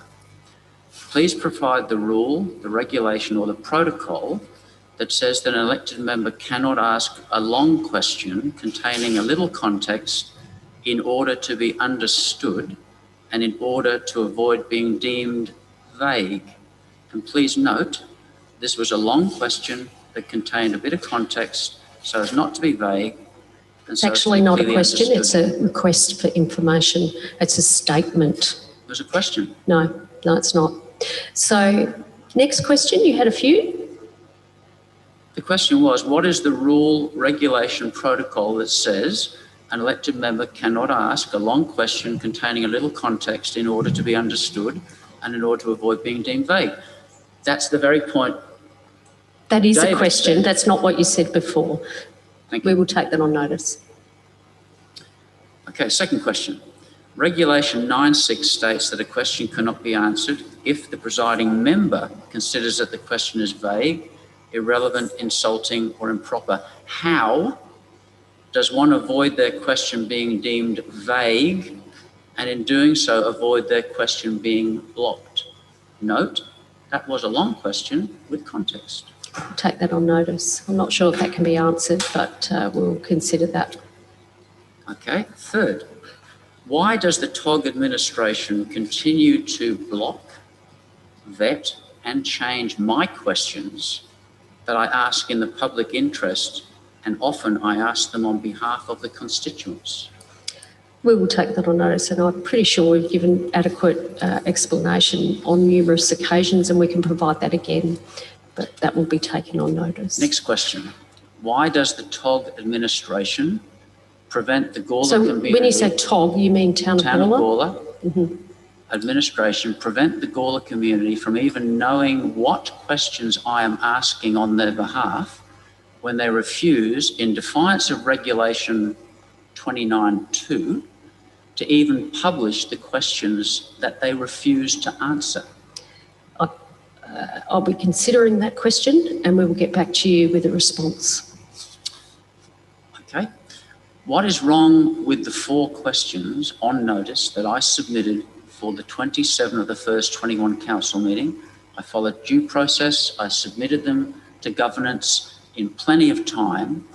What was wrong with those original slightly long questions? So we will provide a response. We'll take that on notice. We'll provide a response and we'll recirculate the reasons that were provided in writing previous to this meeting, but we will take that on notice. Thank you.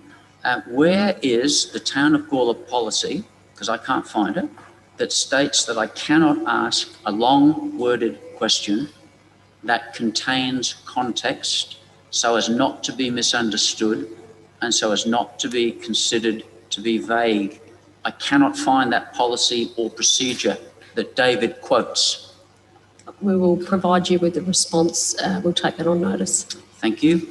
Regulation 9.6 states that a question may not be answered if the presiding member considers that the question is vague, irrelevant, insulting or improper. What safeguards are in place to ensure that a presiding member does not misuse this power and apply it in a random and subjective way in order to avoid answering questions that are uncomfortable or questions that they may personally not want to answer? What are the safeguards? We will safeguards? consider that question because that sounds quite disparaging. So we will consider that and provide a response in due course. I will provide these to the media so they know they're not disparaging. It's a legitimate question. You can do whatever you wish, Good. But please don't use it as a threat. So keep going. Have you got any more questions? Yeah, I do. Without notice? Okay. Because somebody else might have a question. I've just got a couple more and I'll move off from that topic now. Where is the replacement community shelter for the public park at the corner of Reed and Finner Street that was approved by members mid-2020 and was approved for replacement without the need for a budget bid? Where is that shelter? We'll take that on notice. Thank you, Mr. Delina. Okay, last 2. Where are we at regarding employing a stonemason as resolved by members in the latter half of 2020? We will take that on notice. Thank you. And finally, where are we at regarding the rural areas DPA that was approved in 2019 and then put on hold a little later that year? Where are we at with that? We will also take that on notice and provide a detailed response. Thank you. Any other questions without notice? There be none. I'll move on. Motion on notice now. Nathan, Councillor Shanks has... Does anybody else wish to move Councillor Shanks' motion on notice, or... I'll move it. We didn't tell me that, but do you wish to move that it be deferred? Okay. To the next meeting? Do you wish to move that way? Yep. Okay. Do I have a seconder that it be deferred? Councillor Little. All those in favour? Carried unanimously. Thank you. Motions without notice. Now we're moving on to confidential reports, which is the adjourned items. We now have